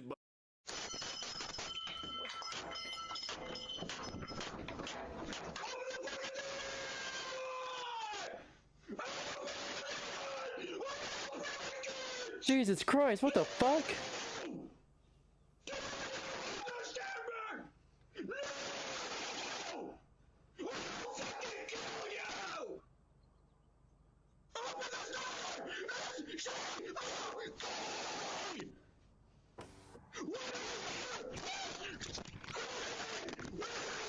Scary. Aura so powerful. Jesus I was scrolling Christ. through the computer screen, and it wasn't even my Ring doorbell. I felt genuinely scared. Holy shit. Holy fucking shit. People are crazy. People are fucking crazy. Seeing the way he monk palm strikes it, the way he's grabbing at it, like, oh man. I don't know the aftermath here. I don't know if the homeowner called the police, but if he did, I don't know if the police are strong enough to stop this man on a rampage. That probably was just more. Probably gonna have to manhandle him and pretty much tase him a couple of times. But yeah. More bodies left in his warpath. It's terrifying. Having the virgin 𝙂𝙚 come up to this guy's door and start asking where his daughter is and whatever. It's what a wild set of circumstances here, and what an interesting freak out. This is wild. Like I said, I still am not convinced this is real. Everything about it is too perfect to showcase a loser, like a pathetic, unhinged loser. And like, I feel like this guy had to be in on it for the sake of engagement farming. Like, I feel like he was typecast to play this character in this video. I don't know. I still just have a hard time buying into the authenticity of this. But who knows? Maybe it is completely real. Either way, wanted to yap about it. That's about it.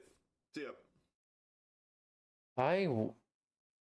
Even then, okay, there's an angry German kid who's actually like played it up and stuff like that. It's good acting. If this is fake, really good acting. But I'm genuinely scared.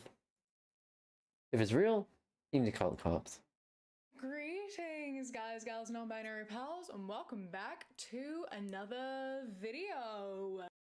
Today's video, I have been very busy this week because I did just get back from the Europe tour for Minhyuk or Hotter.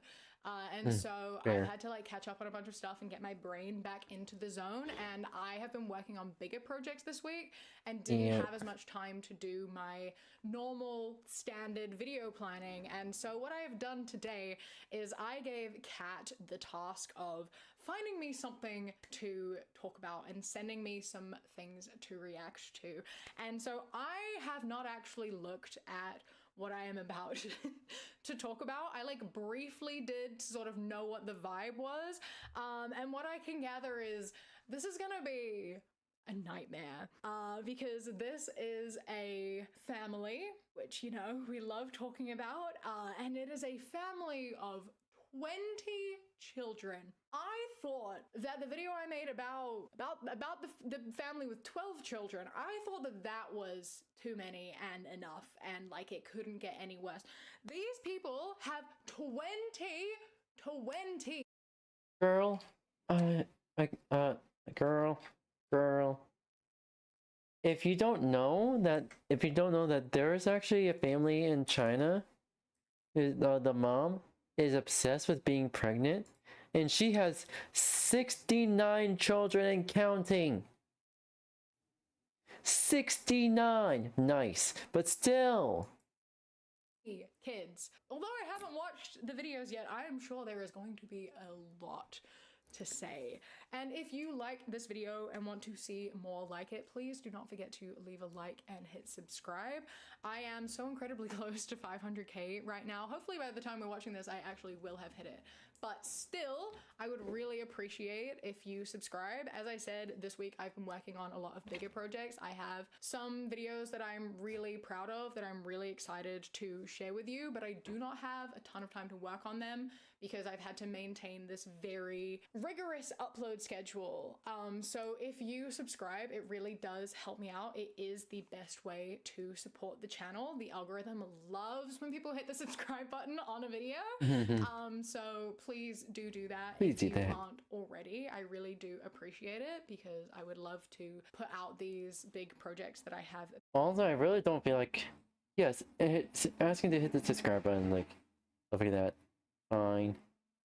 But I really feel like it's not really necessary. You just need to actually make good content. You make good content, they'll subscribe.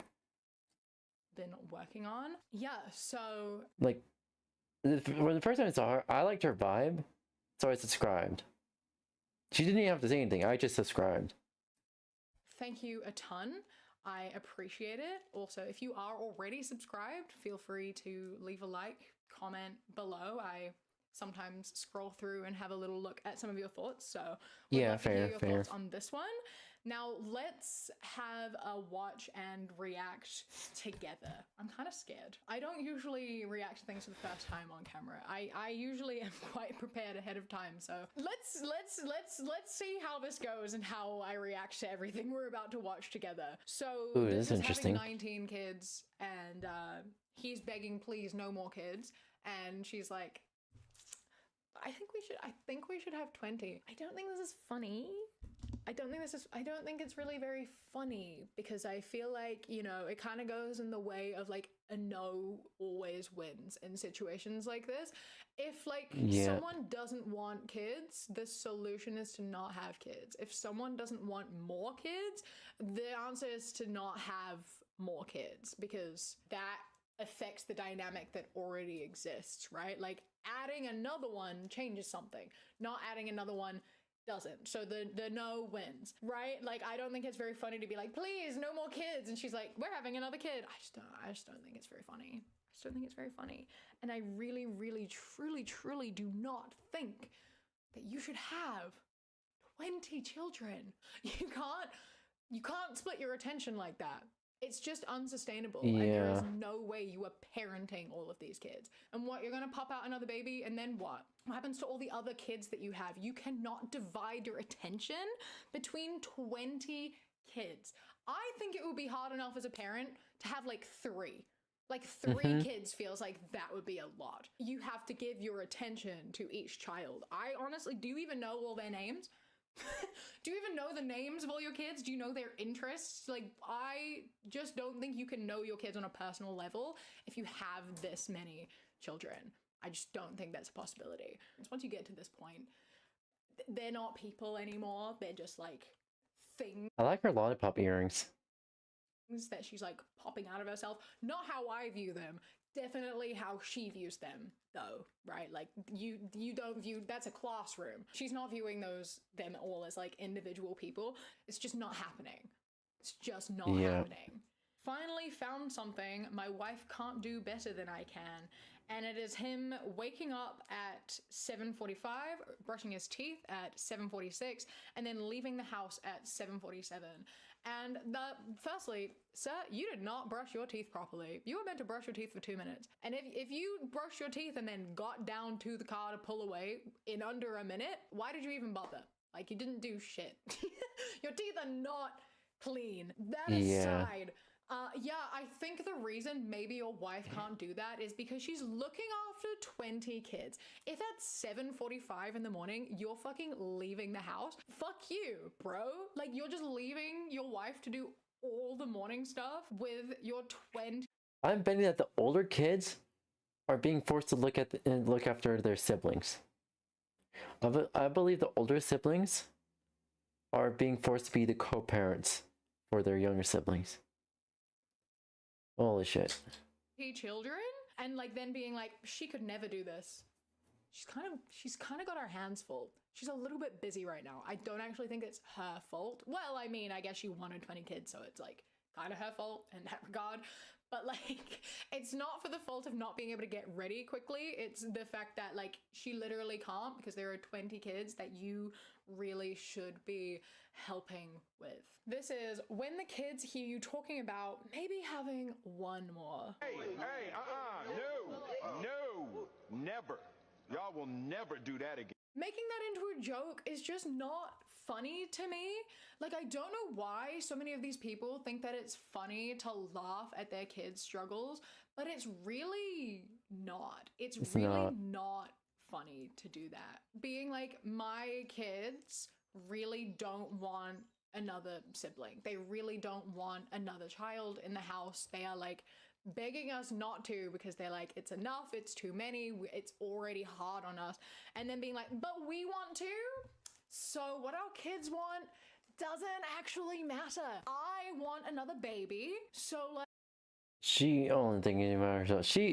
If she thinking about herself like that, she's an adult child. She herself is an adult child.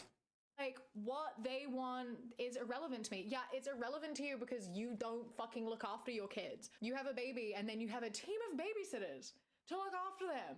It literally, like, as I said, once you get to this many kids, it like doesn't even make that much of a difference to her anymore because she just can pass the baby over to the other kids whom, you know, if you've got 20, presuming like maybe there are some twins or something in there, like the oldest, like they've got to be at least like 20, surely, right? Like they've got the age range from all the way from like 20 down to like baby, maybe like 18 at the youngest for the older one. I don't know the ages of the in-betweens and how many twins or whatever there were. But there are people there who are like old enough to care for babies, and I'm sure they were given that responsibility well before they were equipped to do that, probably when they were like 8, to be honest. Let's be real, especially the eldest daughter. She can carry on just popping out babies because she's like, I have a team of babysitters. I as a kid, I think it was like 10, was it 12, 13? I think as young as 10 years old, I was tasked with taking care of my younger sister. Pretty much, I think when his younger sister is like at least 2 years old, and my dad had to take a nap to pretty much my stepmom had to take a nap because she works the night shift, and that also my dad was like cooking dinner and stuff like that. And I was tasked with taking care of my younger sister. She's 3 or 4 years old. I was more tasked to be like the babysitter for my younger sister, while like both my dad and stepmom were taking their day nap. I was like, all right, let's watch YouTube. If you're hungry, I can make you some lunch. I think the only lunch I was able to make was a bologna sandwich, sometimes with cheese. Yeah. have to look after all these ones because they look after each other. And then if the baby is too much for me, I can just hand it over, right? Like, there are parents that I've seen when I talk about this sort of stuff who are kind of like, the trick to parenting is to have 5 kids or more, because then they look after each other and you don't have to do anything. You just stand back and watch them. Then why are you a fucking parent? I don't understand. I don't understand why these people have kids in the first place. I think these people are probably religious and they're like, it's God's will. That's why I have so many kids. I don't use contraception. And so I just keep popping out kids. And it's like, that's fucked up and unfair. It's sad that that's like the motivator for parenthood, I feel, right? To like not even really enjoy being a parent, but just to like view it as a duty of like, I popped out a baby, job done. Wiping my hands of them. Maybe one day they'll come and look after me in the future. They've got to live up to. That's literally the logic of my actual birther. That was the logic of her, and she explicitly say, you are gonna look after. Like, she literally saying word for word, you are gonna look after me when I get old. I'm like, sure. Like right now, there's no chance I'll be looking after her. The expectations that I set, they're gonna come look after me when I'm older. They can look after each other now. It's just not, you shouldn't be a parent. You shouldn't be a parent. If you're gonna have 20 kids, you shouldn't have any, I think. I think if you have 20 kids, you became a parent for the wrong reason and you're like not even a parent anymore. Like, you've just made yourself into a baby machine. You are more than a baby machine. Why are you making You made yourself into an incubator. Yourself into one. Like, you have other purposes, right? You can have a life outside of just being pregnant and giving birth. Jesus Christ. When your parents are petty.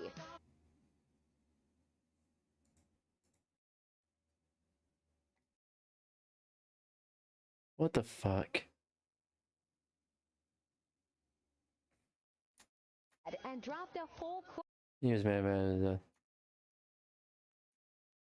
This was their father going around and pouring water on the faces of some of their kids to wake them up for the fact that they don't let them sleep in on weekends. And I'm pissed the fuck off.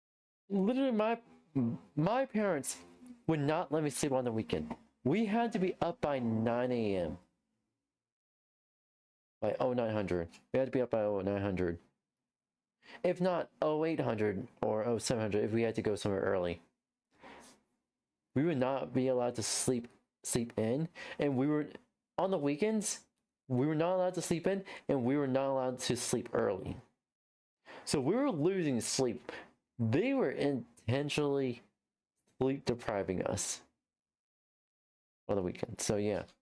Off because he did this to 3 kids, and they were the older ones. I'm assuming these are the 3 oldest kids because they all look like they're like older teenagers. And so this to me implies the fact that the responsibility of these teenagers is to wake up early on weekends and look after their younger siblings, because we all know young kids wake up early. That's just something that they do. That's why kids shows are on TV at like 5 a.m. Young kids wake up early. They go to bed early, they wake up early. That is something that comes with most young children.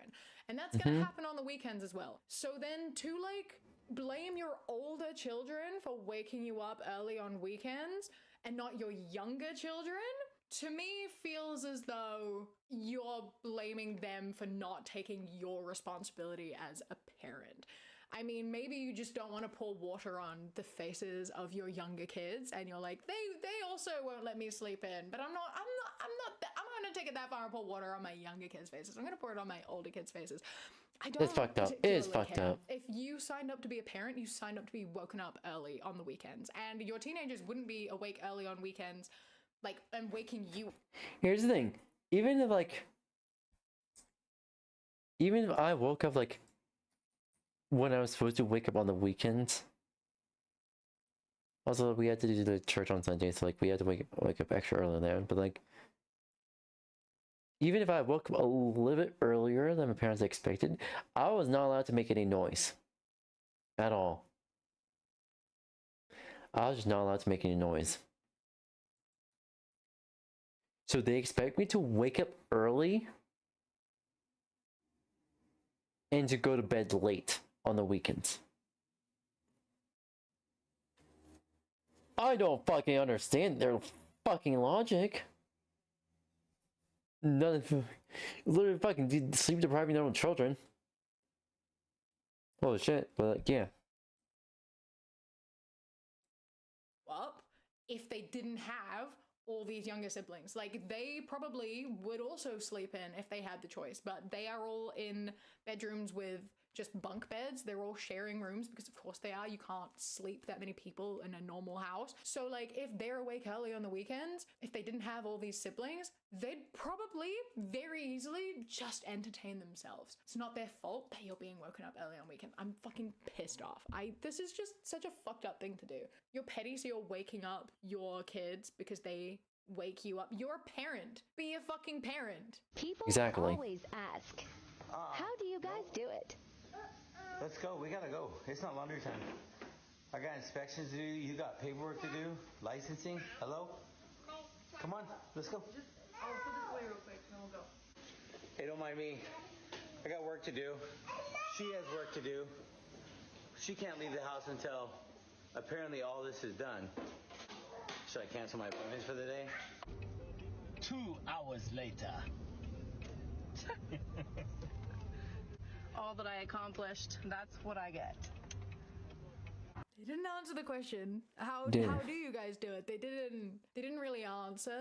They other don't really than, answer. I guess the fact that they're both going out with none of the kids, so presumably it means the kids are all at home looking after each other because they are a self-sufficient ecosystem, I suppose. They definitely don't that's think they fucked ever up. need to get like any sort of childcare or babysitter or anything because they're just gonna look after themselves, and they will. They shouldn't have to, but they absolutely will. I don't know what is going on here or what if that is what's happening, but it is the only thing I can assume. And also the fact that this man just stood there and said, like, waited for her to finish folding the laundry, like staring at her. Bro, why didn't you just sit down and help?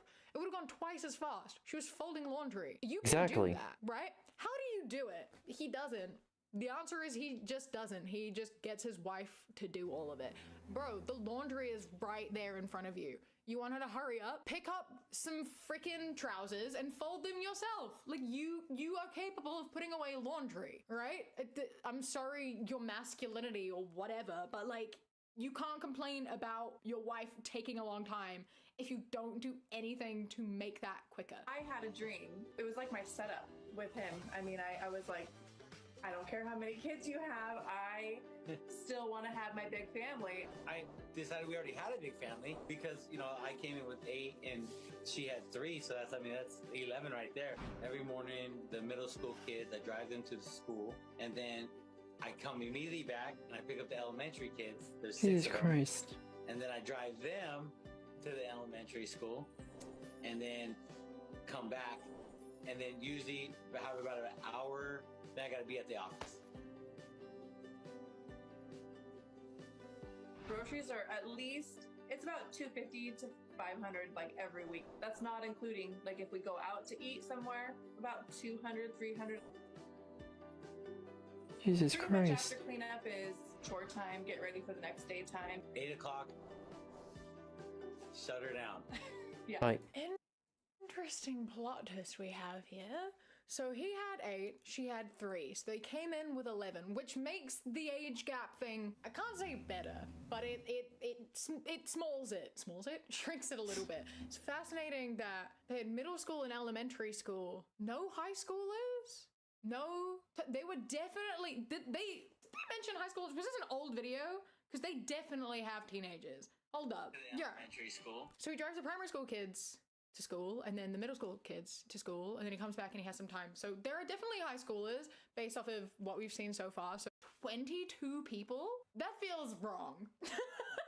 I mean, on the bright side, at least they go to school, right? There is that at least, because every single other one of these big I can't watch this anymore. I can't watch this. When people say it takes a village to raise a kid, I don't think they meant you had to make one. Village. Cackle.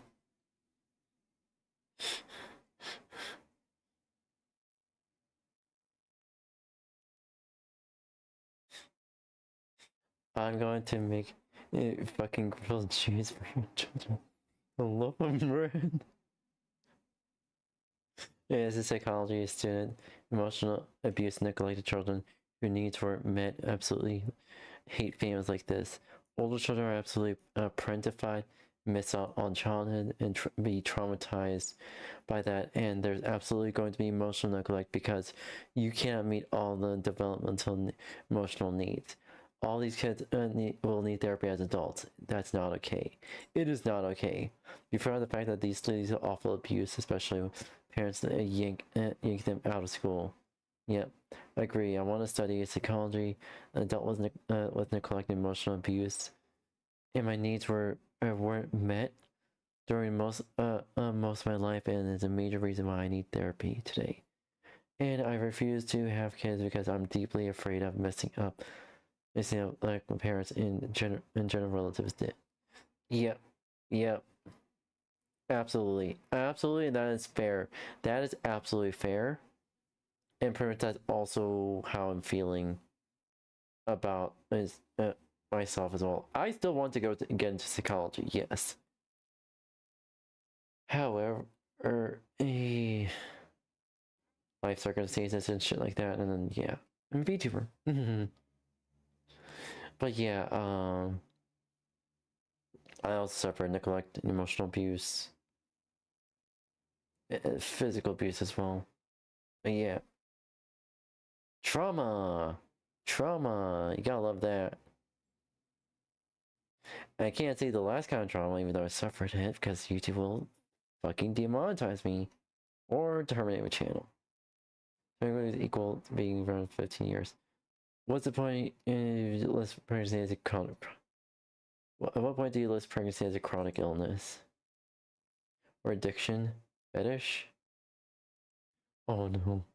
Maybe both. Might be good. It's so weird. It is weird. Call it an addiction.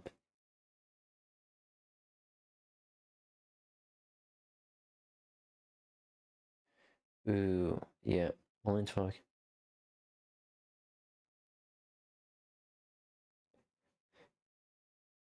Oh my god. Some people thought he should just do it without being paid. Like he didn't choose to simply. Yeah, the mom. Well, when the mom is more like a queen bee or aunt than an actual mom. Exactly. 50, 22. Even buying in bulk, it seems outrageous to me. Yep. But these parents have a oh, the children are consent. So this is you stop. This is so telling. Bingo. First thought, sadly, it's gross. He has a fantasy, but then don't force people into this world. Neglect them. Exactly. Exactly. Exactly. I don't understand these people. I can try to force it. I am deeply interested in what is going to happen to legacy systems as artificial intelligence begins to rapidly take over the world. Mm-hmm. And when I say rapidly, I mean most people that are aware of what artificial intelligence is have tried it at least once. By AI, I am most specifically speaking to large language models or LLMs like ChatGPT or Claude's or Anthropic's Claude or Google's Gemini. Imagine one day they soon upgrade these LLMs like ChatGPT and stuff like that. Imagine they upgrade it until you're required to have the TPM 2 chip. If it's like, obviously phones will not have it, so you're not gonna be able to use it on the phone. Obviously they won't do that because they're stupid. But also, what if they end up requiring a TPM 2 chip or a TPM 3 chip? I know Microsoft's gonna do, oh, you require a TPM 3 chip. Alright, okay, here's Windows like 13. You require TPM 4, TPM 5, TPM 6. Holy shit. I find it so fascinating, like incredibly fascinating, how artificial intelligence is essentially upending legacy systems. And one of these most interesting areas where it is actually affecting these systems is schools and the pretty much the entire education system, from primary education to college education. Now, I'm just a guy. I'm not, I don't have a PhD or anything like that. I'm just talking tech and AI. I find this really interesting. So you've got students that are submitting essays to professors. They're submitting essays to teachers that are written entirely by ChatGPT. And the crazy thing is, you can write these essays with ChatGPT, Gemini, Claude, and you can make it so that they effectively, like, you can get it to write in a specific style. Like, you can upload your own writing, and you can get Claude and Gemini, ChatGPT to reflect your own writing. Like, it'll look at your writing, analyze it, and then it'll use those patterns of your own speech to write an essay in the way you would write an essay. So it's pretty damn near impossible for teachers and professors to be able to check, did an artificial intelligence write this essay? It's text, right? It's plain text.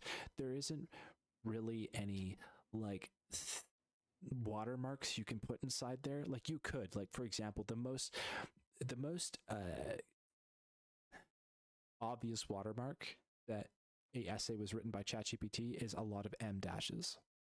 If you see a incredible amount of M dashes, there is a high chance that the essay was written by ChatGPT.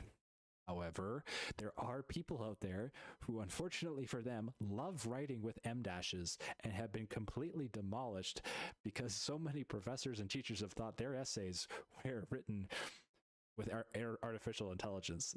They've been flagged for that many times, and they may have actually written their entire essay without using AI by hand, and they just happen to like M dashes and they just got screwed over. So yeah, if you're one of those people, I sympathize with you. I feel bad for you, and I hope that you're working through this grieving process. It's pretty crazy though. Like, artificial intelligence has pretty much demolished essay writing, which is sad, because unless students are testing kids by writing essays on demand in the school classroom without any technology being in the room, like, you have to go into a classroom, you have to check your phone somewhere, and you need to not have access to any computer. This is essentially the only way you could learn to write an essay, or, like, be tested for writing an essay. Yeah. Like, I can't see another way you could really do that. And even if you guys want to say, oh, but you could just do oral testing, you could just have the person see if they could understand the information they need to know beforehand, and they could just do an oral exam. Well, think about it this way: the person could essentially just have, Googled it with AI beforehand, read the AI summary, and then just did the oral report after and just summarized it. Unless there was a removal of technology, like, the individual didn't have a phone on them, they didn't have access to a computer, they didn't have access to an AI. And the crazy thing is, these legacy systems, these schools and colleges are not keeping up with advancements in AI. Like, they are so far behind. Like, there is just, the bigger the organization is, the slower it moves. And it's crazy how fast small companies have been able to adapt and employ AI in their own workspaces, and that's like increasing their output like multitudes. It's fascinating to me. Okay. I'm curious how are these large institutions going to incorporate artificial intelligence into their systems, and how well are they going to incorporate them into their systems? Because for a long time, like, even secondary education, like, if you want to go get a college degree or university degree, there's a lot of people now who feel very strongly that those degrees have become useless.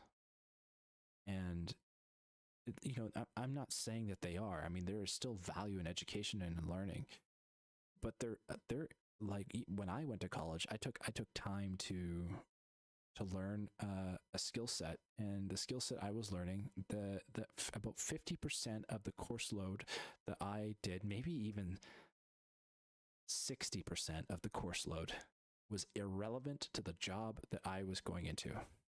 Completely irrelevant. It had not been updated in over 5 years. It was crazy. It was like the things we needed to learn that were important to the job were not there inside the course, the core program. And I find that crazy that like institutions are not keeping up with the speed of technology. And I mean, how could they? They're so big and bloated that and filled with bureaucracy and red tape that like it's no surprise that they can't. Which makes me wonder, is AI going to unravel so many of these legacy systems? One of them being school, the other one being government. Like even government is going to struggle to keep up with enacting policies in regards to artificial intelligence. Now, I'm not one to get political on this channel. I don't really want to. However, this is just an observation in the sense of governments in general, doesn't matter which government, but can governments in general even keep up with the speed of artificial intelligence and the rate it's developing? Because it's developing wicked fast. And now Claude Code is being written by Claude Code. Like they're getting AI to write their own artificial intelligence for the next generation. It's getting better. And the programming that's coming out of these models, like it's crazy. Like I've used these models for programming before, and it's so much faster and so much more effective than I could ever write code that I can't even see a reason to even bother learning the code. Well, if you're just going to be scripting, at least, like if you're going to be learning how to develop an application, you should know what the heck it is you're doing. But if you're just writing a script, scripting especially, if you just need to write a script to execute a macro to do like a specific task in a computer, I refuse to use AI for art and for coding. I would rather learn everything by hand, even if it's excruciatingly painful to learn. I'd rather learn by hand. Like getting ChatGPT or Claude or Gemini to write that code for you is like, it's a no-brainer. It's like, why not? It's going to save you so much time. You don't need to learn how to write, in Python or whatever language you want to use, and you just generate something just done. So I'm fascinated by how artificial intelligence is going to affect the world. It's going to affect these legacy systems that exist. It's going to affect the world economy. Like it is very interesting to me. My attention is fully hooked because it's changing it right now. It's changing it whether people are noticing or not. Like there's millionaires being made by the day with artificial intelligence, being able to employ things that they could not do before. It's giving people power they never had the power beforehand to be able to execute things they could never execute before. People with ideas are now able to execute ideas they just couldn't. They didn't have the skill sets or the tools to be able to do certain things. Like, imagine not only more influencers, but more video game developers, more businesses for small niche businesses, more products, more blogs, more everything. Like, it's crazy. Like this is a massive accelerant to so many different industries.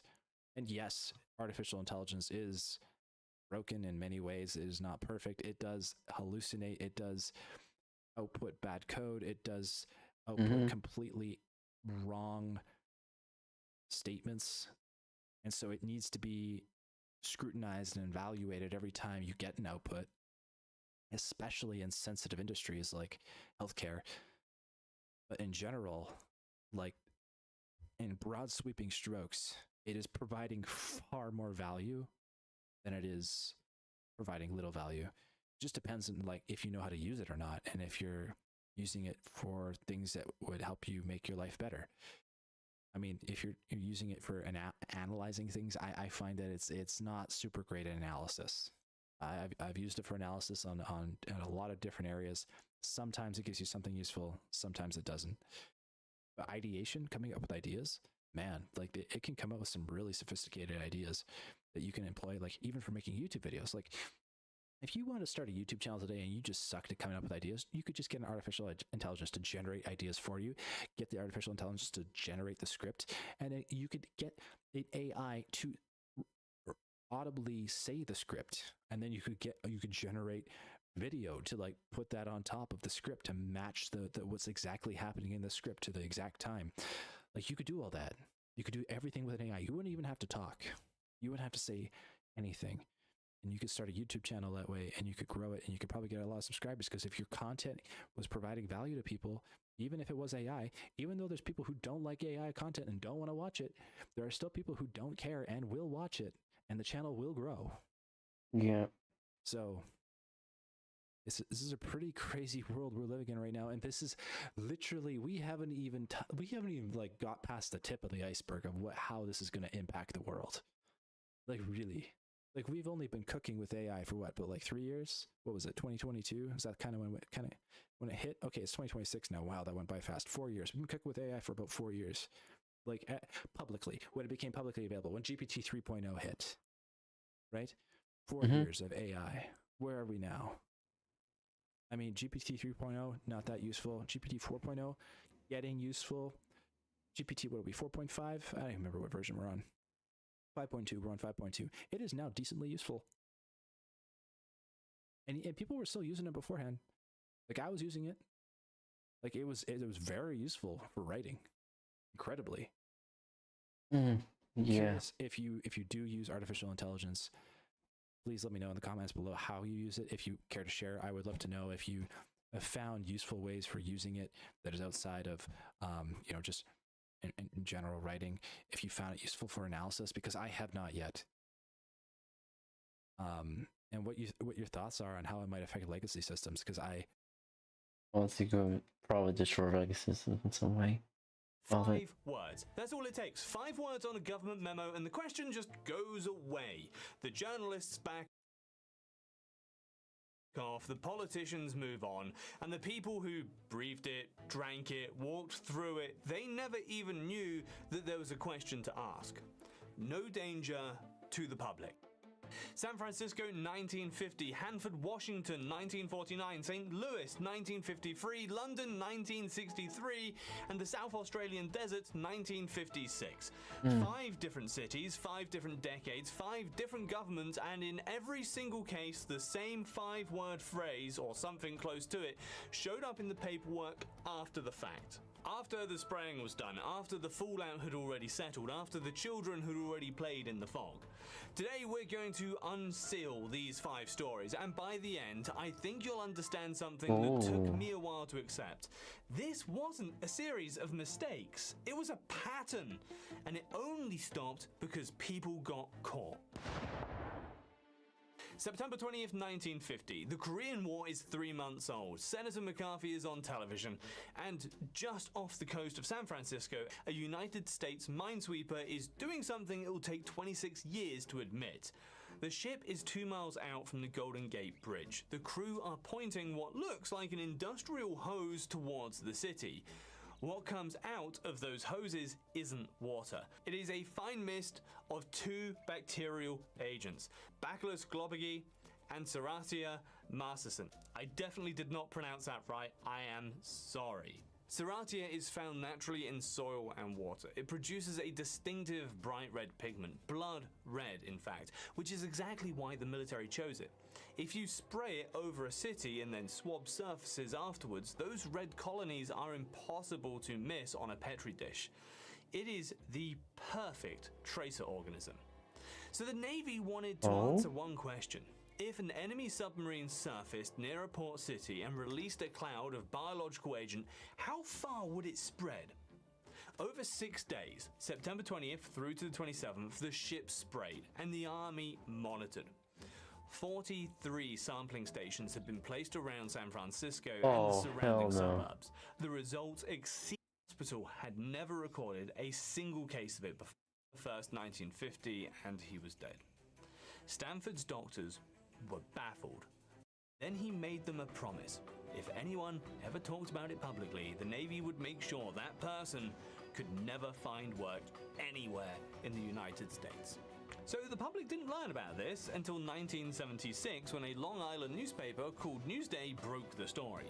In 1977, the Army admitted to Senate subcommittee hearings that it had conducted 239 open-air biological warfare tests between 1949 and 1969. That's fucked up. 80 That's of them fucked up. used live bacteria. Edward Nevin's grandson, an attorney, sued the federal government. The case went all the way to the Supreme Court. The family lost, the government was ruled immune. And the official position from the beginning, no danger to the public. Excuse 9 me? months before San Francisco, there was Hanford. In December 1949, the Soviet Union had just detonated its first atomic bomb 3 months I remember earlier. that. Whatever conditions were wrong, the Department of Defense ordered the test to proceed. The filters in the exhaust stacks at Hanford's tea plant were switched off, and 1 ton of green uranium fuel was dissolved in acid. The original plan was to release roughly 4,000 curies of iodine-131. Kitty sleepy. Well, they released closer to 8,000, nearly double. To put that into perspective, the 3 Mile Island accident in 1979, the worst commercial nuclear accident in American history at the time, released an estimated 15 curies of iodine-131. The Green Run released over 500 times that amount. No evacuations, no warnings, no advisories about milk or produce. I mean, it was December, and officials later argued that because it was winter, there were no crops being harvested and there were few cows grazing outdoors, so the exposure was minimal, right? But iodine-131 concentrates in the thyroid gland. It travels through dairy, and families in rural Washington drank local milk all year round. At 3 Mile Island, schools were closed. A 20-mile evacuation zone was established. Over 600,000 people were displaced. At Hanford, after the Green Run, people woke up the next morning and went about their lives. They couldn't see it, they couldn't taste it, and the government made damn sure they didn't know about it. The Green Run stayed classified until 1986, 37 years, when a citizen advocacy group called the Hanford Education Action League pried it loose through Freedom of Information requests. And even then, key sections of the official report were blacked out. The names of who authorized it remains classified to this day. Those who lived downwind came to be known as the Downwinders. They reported cancer, thyroid disease, miscarriages. Jesus In Christ. 2005, a lawsuit on behalf of 2,300 affected people resulted in just 2 plaintiffs being awarded compensation, $500,000 between them. Jesus and Christ. the line in the paperwork, the one that cleared the test to proceed, no ground level danger anticipated. The summer of 1953, St. Louis, Missouri, I don't the understand these Quill people. housing complex, 33 towers of concrete and brick, home to around 10,000 people. 70% of those residents were children under 12. Nearly all of them were black, and in military planning documents obtained decades later through Freedom of Information requests, the neighborhood was described in 2 words: slum district. That description wasn't incidental. It was the point. The Army's Chemical Corps were running a program to test how aerosol agents would disperse over a major American city. St. Louis was selected because its population density, terrain, and river geography made it a close physical analog to Moscow. If you wanted to model what a biological or chemical attack on the Soviet capital might look like, St. Louis, that's your guy. And if you wanted a test site where the subjects were unlikely to have the political power to ask questions, Quill was your neighborhood. Men in protective suits appeared on rooftops. Motorized blowers were installed on top of buildings. Vehicles with spray nozzles rolled through the streets. And from those devices came a fine, persistent fog. The compound being sprayed was zinc cadmium sulfite, a fluorescent chemical that glows under ultraviolet light, making it easy to track over long distances. Former residents report a litany of cancers, kidney disease, and autoimmune disorders. No comprehensive health study of the affected population has ever been conducted. In September 2023, former residents formed an organization called FACTS, Pruitt Ego, Historical Accounting, Compensation, and Truth Seeking. They are still fighting for recognition. And the Army's official position? A spokesperson told the Associated Press that health assessments had concluded exposure would not pose a health risk. No danger to the public. This one's a little close to home. 1963, the Cold War is at its peak. The Cuban Missile Crisis was just 12 months, 13 years earlier, chosen because it was considered a safe stand-in for anthrax.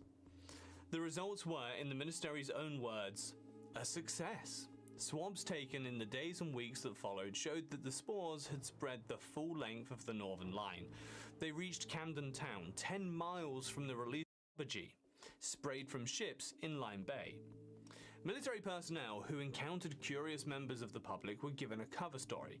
They were told to say the trials were research projects into weather patterns and air pollution. Might have been affected after spraying live bacteria over the populated area for 2 decades. In 2002, a Ministry of Defense report acknowledged the trials and stated that the substances used had posed no danger to public health.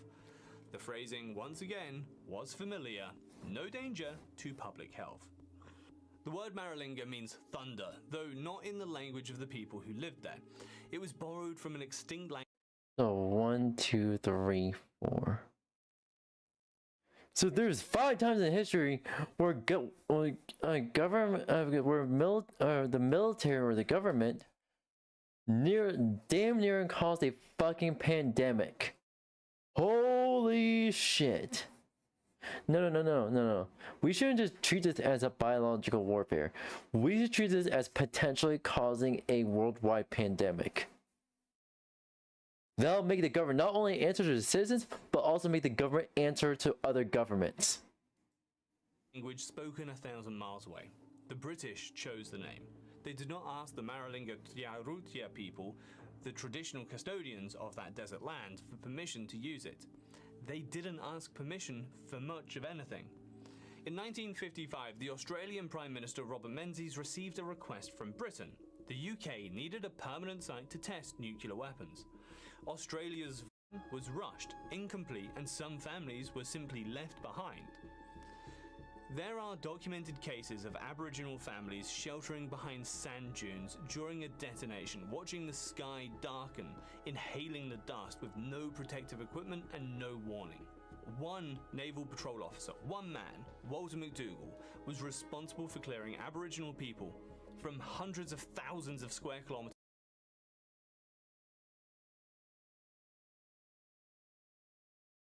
slowly releasing plutonium. It is being absorbed by wildlife. 46 square kilometers remains designated as accessible but definitely not habitable.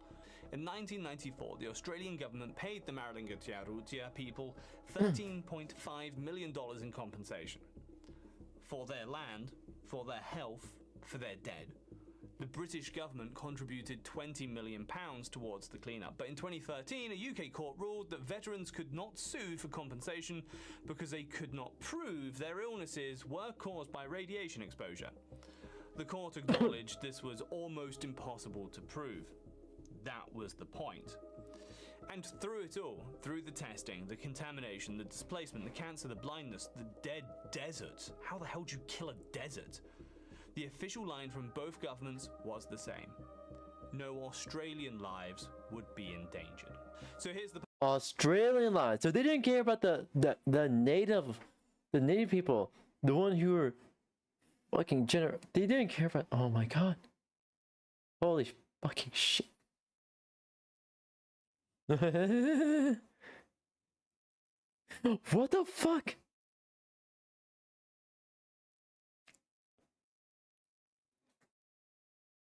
So, for the 1, 2, 3, the 4. First 4, they did each of them damn near caused a fucking pandemic. Fifth one,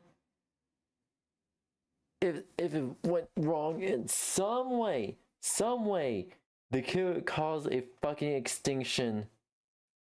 The extinction all over for the entirety of Australia. They could cause it. They could have caused an extinction for the entirety of Australia. Holy fucking shit.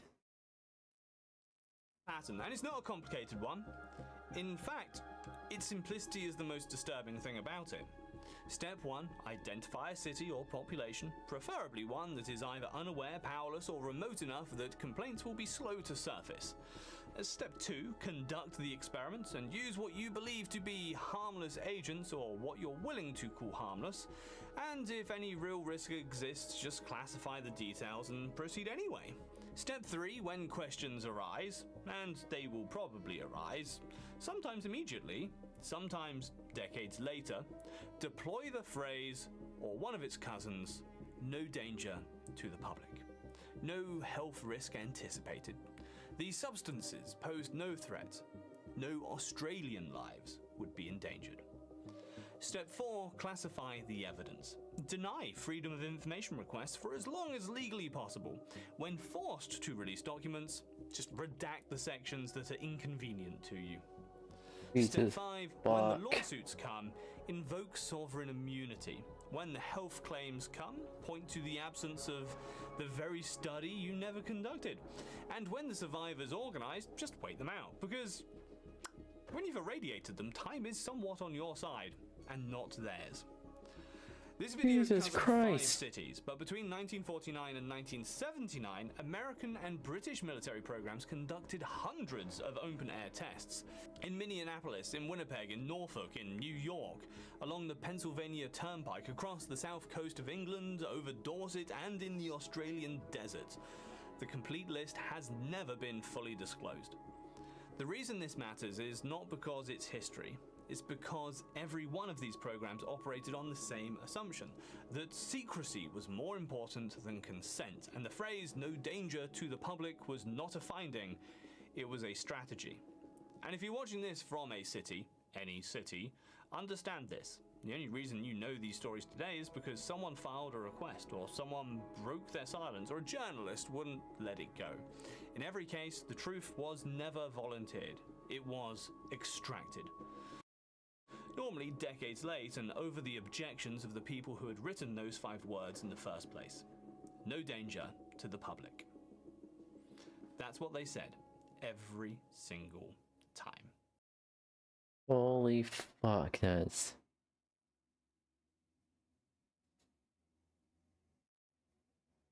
Yeesh.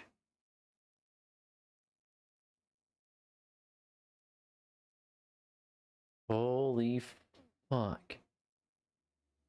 Hi everyone, today we are going to cover in detail why you should never ever in your entire fucking life sell yourself on the internet, okay? Yes, I am talking... Like, I want to see this. Oh, real quick.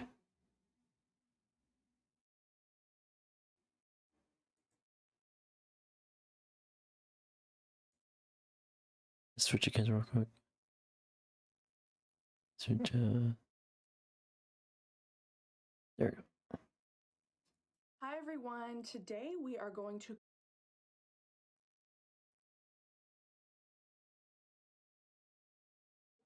Exactly.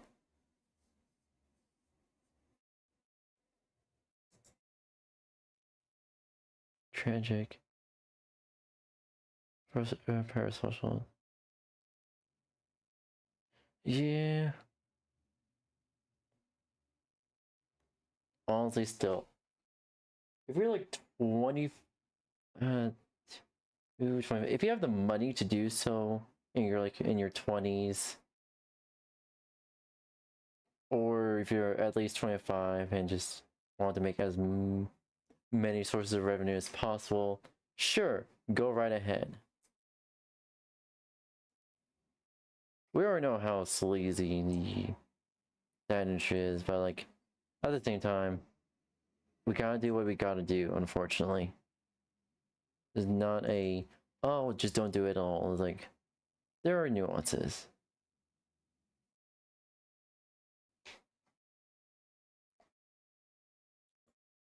cover in detail why you should never ever in your entire fucking life sell yourself on the internet, okay? Yes, I am talking about OnlyFans. However, I am not only talking about OnlyFans. There are many different platforms Oh, real quick. She doesn't provide any sources. She doesn't cite her sources. Look, even if you have valid things are like valid under very specific circumstances. Cite your fucking sources. I don't care if you're in the right or wrong. Cite your fucking sources. If you don't cite sources, you're automatically not really. I'm not gonna say not trustworthy. I'm more gonna say questionable. You're just questionable for not citing sources. So I am gonna cuff you, and it's gonna be in the front. Really? You're gonna embarrass me in front of all of my... I'm not gonna embarrass you. I'm sorry, when you get caught being a thief, you don't get, discretion. Today's body cam video is taking place inside of a Home Depot, but the drama's not coming from the lumber aisle or the self-checkout, it's coming from behind the cash register. So according to the store, and the reason why the I'm still not police were surprised. called, is one of their employees found a very creative way to help a certain customer get a home renovation completely free of charge. I'm talking flooring, paint, tools, even a DeWalt table saw, all quietly walking out those Home Depot doors over a 6-month period. And the total for all of this stuff was well over $5,000. So then when the police show up, of course, this employee has no idea what they're talking about, doesn't remember any of the transaction, doesn't have any idea who the customer is, and no idea why the store would think that she is involved. So we're gonna watch and see how all of this unfolds, because nothing ruins your shift faster than finding Okay, even though they got her, I wanted that they got the guy as well. out that loss prevention has already done their homework, and the police are waiting for you in the break room. Respond to a Home Depot after an employee is identified using her cashier ID to facilitate the theft of over $5,700 worth of merchandise over a 6-month period. Holy shit. It's been going on at least since September. Okay. We didn't know until... So we have a thing where you can, like, if, let's say you scan something twice, you can remove one thing. Right. That's how she got caught. Okay. Because she scanned something twice, removed it, same customer every single time. And then at that point she passed 2 plants. But since then she's passed $5,700 worth of stuff since September. Okay. To the same customer. She claims she doesn't know that customer. 700. That's close to 6,000, not 5,000, 6,000. Holy shit. She claims that she agrees that it happened because I did my homework, but she doesn't remember any of it. Okay. So, the interesting thing is the other associate that she passed merchandise to works for that customer. Okay. Part-time. So, she claims she didn't know that either. She was telling me that whoever this customer There's is, 2 employees involved. it's going to be... We'll go after her as well.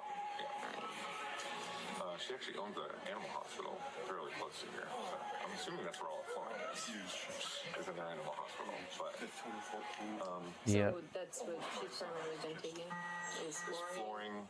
Paint, Yeah. and then the most recent one, March 9th, was a DeWalt table saw and some tile. So she's obviously renovating something. I don't know if it's I didn't go to the clinic. I don't know if it's a clinic or a house, or I have no idea.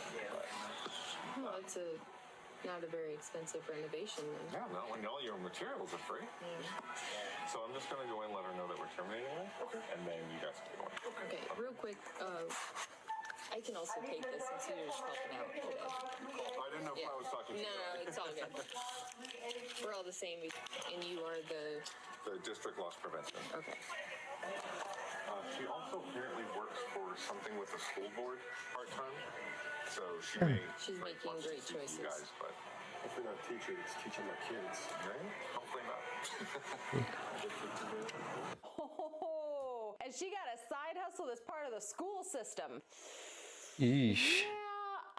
Okay, so we've seen cashiers steal before. We've seen cashiers steal cash. We've seen like allowing of skip scanning, whether or not, you know, it's for them or for somebody that they know. We've seen all of this kind of stuff before. So this part is not exactly new, right? However, that's a lot of money over a 6-month period for her just to think she was going to get away with it. She's just going to get away with it. And the fact that loss prevention told her about the transactions, told her what customer it was, she's claiming that she doesn't know who this customer is. She remembers, you know, that she took off transactions or whatever, but she must think that loss prevention is pretty damn stupid to think that it's just a coincidence that she makes so many errors on just this one customer's transactions. Really? Really? No, Really? it's a little too greedy, I mean. And that's usually the downfall of anybody that, you know, shoplifts, is they think that they keep getting away with it, so they get more and more bold, and then they get busted. Mm-hmm. She doesn't know you're about to walk.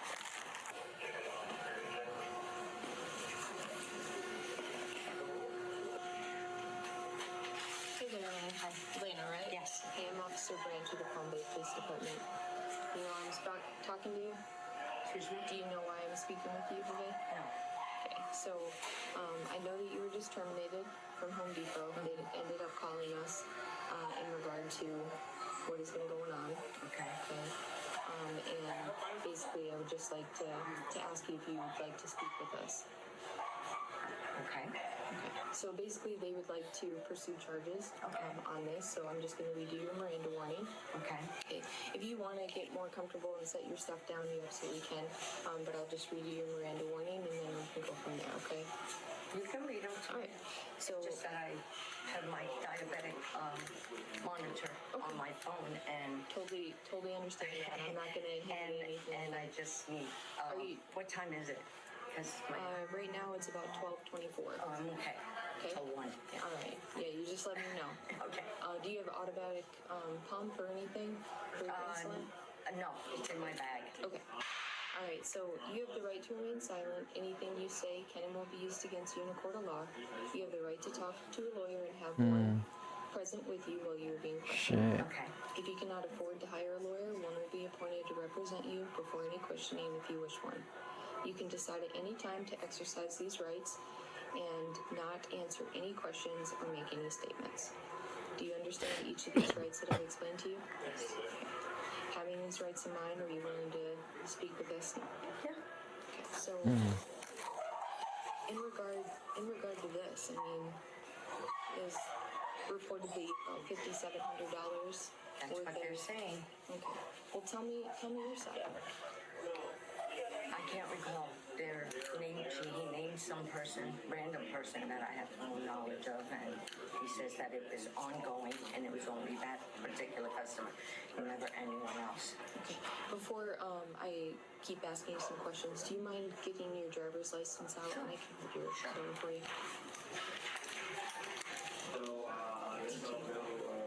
As far as, you know, the things that you're saying you don't call, did they explain to you the method that you were using to attain certain things? Yeah, but they're only showing me one customer. I mean, they're pertaining to. They only showed me one customer. It's because it was that one customer you were allowing to steal. Exactly. That's why they were only showing you one customer. I think she's trying to play dumb right now. I mean, obviously she's playing dumb right now. She's playing dumb and trying to say, well, yeah, they told me that it was all of these instances, but they're only showing me one customer, as if she's trying to say that all of these instances should be, on numerous different customers, and therefore their accusations are invalid or something. I don't know exactly what she's trying to get off on here, but she made sure to tell them that she's, got to take her diabetes medicine and stuff. I'm sure, she wants to seem as helpless as possible. I mean, wait a minute. She's drinking a full sugar Pepsi. She did say she was diabetic, right? Yeah. That's what she was talking about, the monitor and the... Okay, hold on. Have my diabetic What's a Pepsi? on my phone, and totally understand that. I'm not gonna hand anything. Yep, that's what she said. Diabetic monitor. Why is she drinking full sugar soda? Should diabetics be drinking full sugar soda? No, People with diabetes should avoid full sugar soda. It has high amounts of sugar that cause quick spikes in blood glucose. Instead, choose water, sparkling water, or zero-calorie drinks. For medical... Seriously. Do you think she actually has diabetes, or do you think she's just looking for a reason to seem weak and need to keep her phone with her? Ooh, anybody else notice that as soon as she said that she's diabetic? She's holding a full sugar Pepsi. At least it looks full sugar to me. I don't know. Could be a zero. Let's see if we can find out. Is this whole thing gonna become about her Pepsi bottle? I sure hope not, but now I'm hyper fixated on it. Random person that I Same have here. no knowledge of and else. Since I will make a do a for you. Driver's license out and I can do a for you. Yep, that's full sugar. One Full bottle sugar. has 260 calories. Full sugar. Busted. Busted. If you're really diabetic, you should not be drinking that soda. Okay, now that that's out of my system.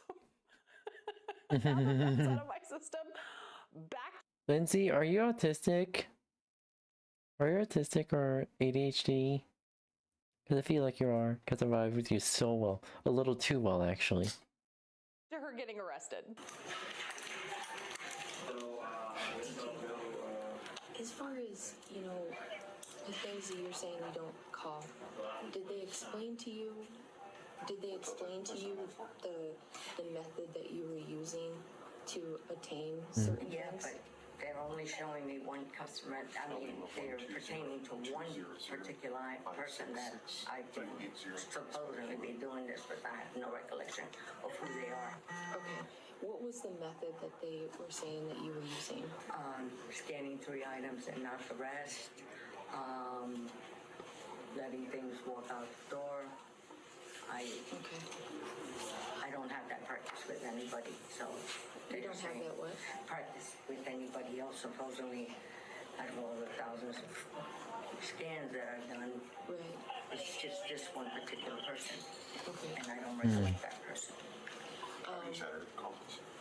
When you say you don't recollect that person, this one person has been involved supposedly multiple times. Multiple times on this. Supposedly that I've let go, not rung up, or let things go by. And if you don't know this person, but this person has come back multiple times, could you recognize this person? If they would let me know who the person is, yeah. Okay. Do you know or remember the items that you... According to him, he said flooring, baseboards, at the wall, I think saw, he said. Well, I'm not necessarily basing it just on what they're saying. I want you to tell me your side, because of course we got called here because they called us. And you know what they are reporting is, you know, quite the theft. I mean, that's a felony That's level what they're theft. saying, So yes. how long have you been employed with Home Depot? 5 years. 5 years? Have you been in trouble for anything like this before? No, I worked for a doctor for 15 years. And he retired recently, back in 2019. You worked for who again? A doctor. I was working for a doctor. He was an eye surgeon. He retired and I came to work here. So 5 years. How long have you lived in Palm Bay?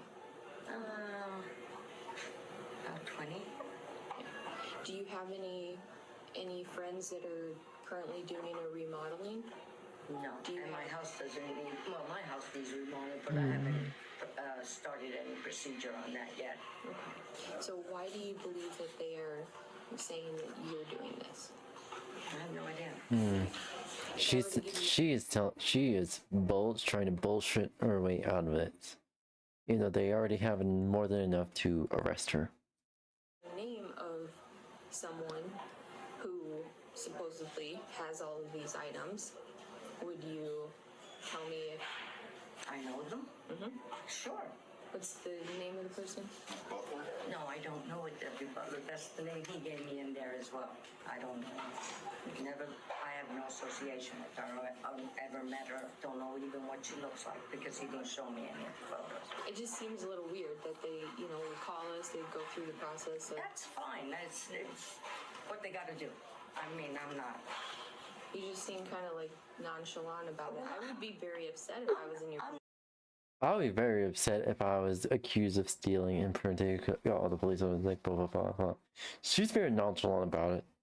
Very not the expected behavior, and I think she knows she's been caught. And she's trying to play it off. Not because it's like, you know, I only work here part-time, and you know, I've done the best. My attendance is spectacular. I'm always here, and they call me, I work, you know, so if this is the way they want to look at something, I mean, I can't help them. Oh, I would be getting so irritated if I was the loss prevention manager at Home Depot if I heard her saying all of this stuff. I've been a good employee.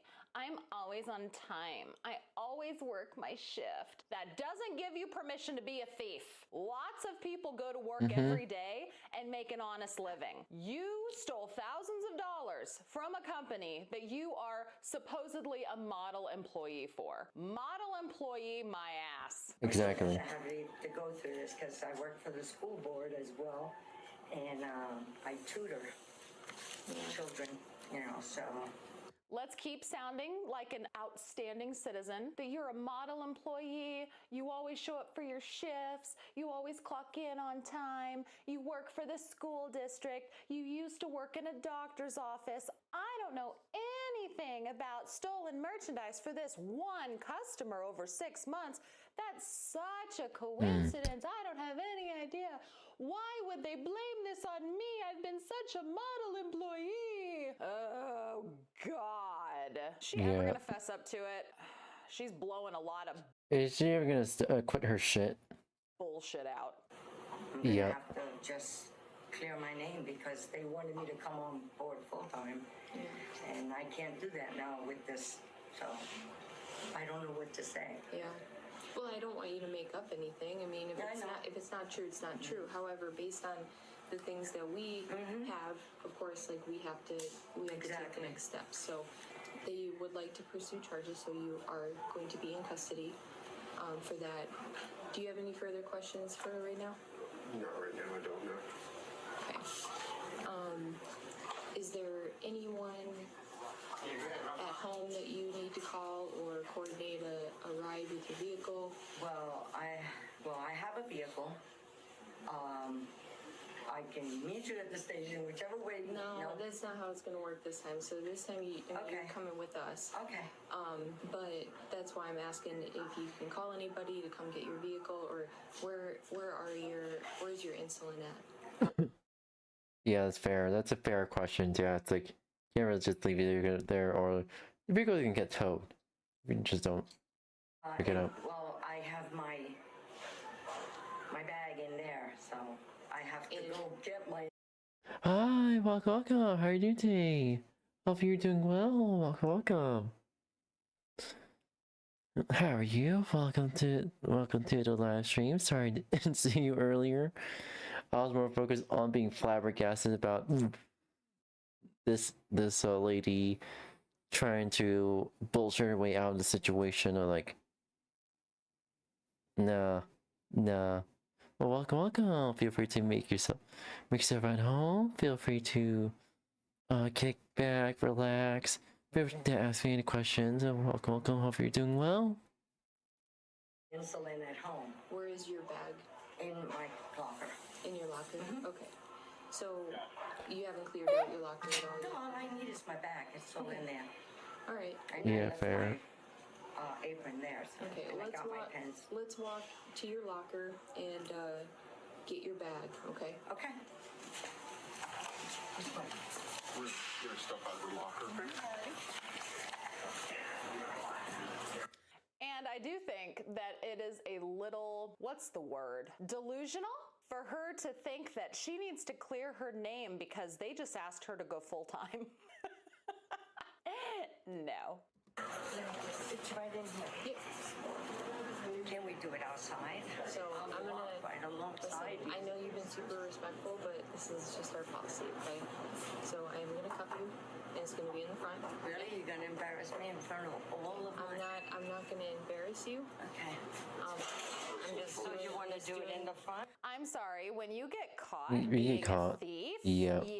you don't get, discretion. You get to be treated like everybody else. It doesn't matter that you're older. It doesn't matter that you have diabetes. It doesn't matter that you were a model employee. You're gonna get treated like everybody else who is accused of stealing with proof. I'm just feeling With proof.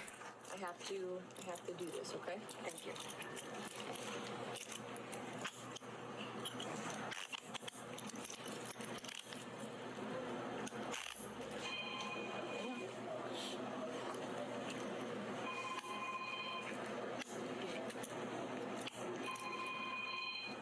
Kept them super loose, so I'm not gonna Thank you. like that, okay?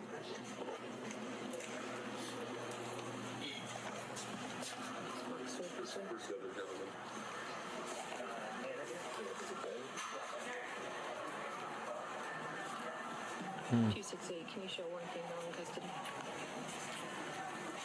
Make sure that my keys are held up on the bag. Yep, they are. Oh, okay. Just making sure because I didn't know if I left them off on the side. Did he say horse? Okay. Horse. Yeah, everyone's looking. Just put your...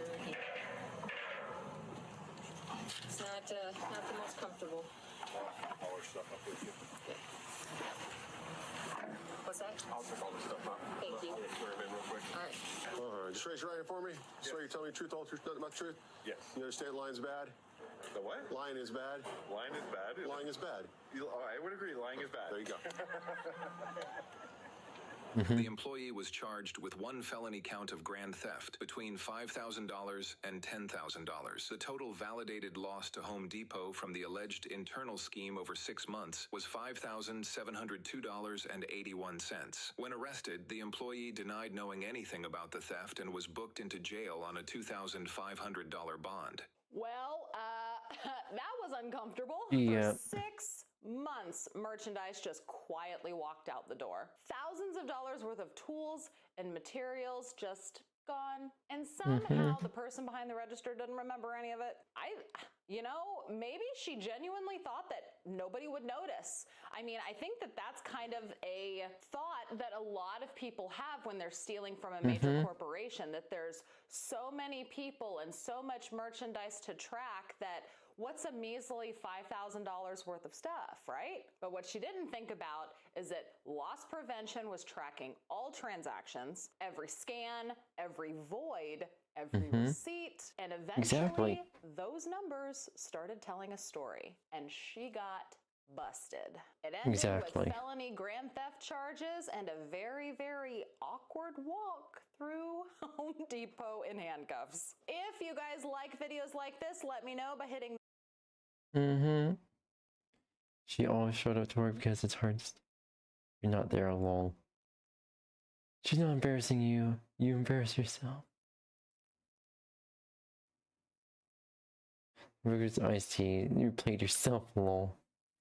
I can guarantee that when the detective works the case, she will easily connect her to the person she did the theft with. Yep. And they will find the other person and charge them as well. Yep. Guide dogs have this really interesting skill called intelligent disobedience. A guide dog team operates as a synchronized unit. The human handler is the navigator, and the dog executes. Let's say they're waiting at a crosswalk and the light changes. So the handler issues the forward prompt to cross, but a silent electric vehicle is speeding towards the red light. The dog will actively disobey the forward prompt, physically blocking the handler from stepping off the curb. That calculated refusal is called intelligent disobedience. In the field of working animal behavior, intelligent disobedience is actively taught as a critical safety mechanism. The guide dog has more information about the environment, so they are trained to override direct commands. This intelligent disobedience through a strict veto is really the best way for dogs to work with humans to make decisions. Because dogs can't talk. In some modern cars, there's something similar called acceleration control for pedal error. Let's say you're in a parking lot, parking facing a brick wall, and you go to reverse, but accidentally stomp the accelerator instead of the brakes. Instead of launching you through the wall, the car's ultrasonic sensors detect the immediate obstacle. The computer intercepts your throttle command and actively applies the brakes. The car has disregarded your direct command, but intelligently and to your benefit. So let's talk about AI. AIs aren't dogs, so are they capable of intelligent disobedience?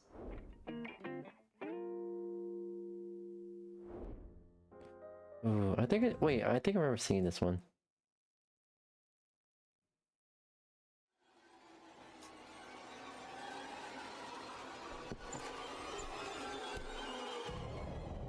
Five teenagers are dropped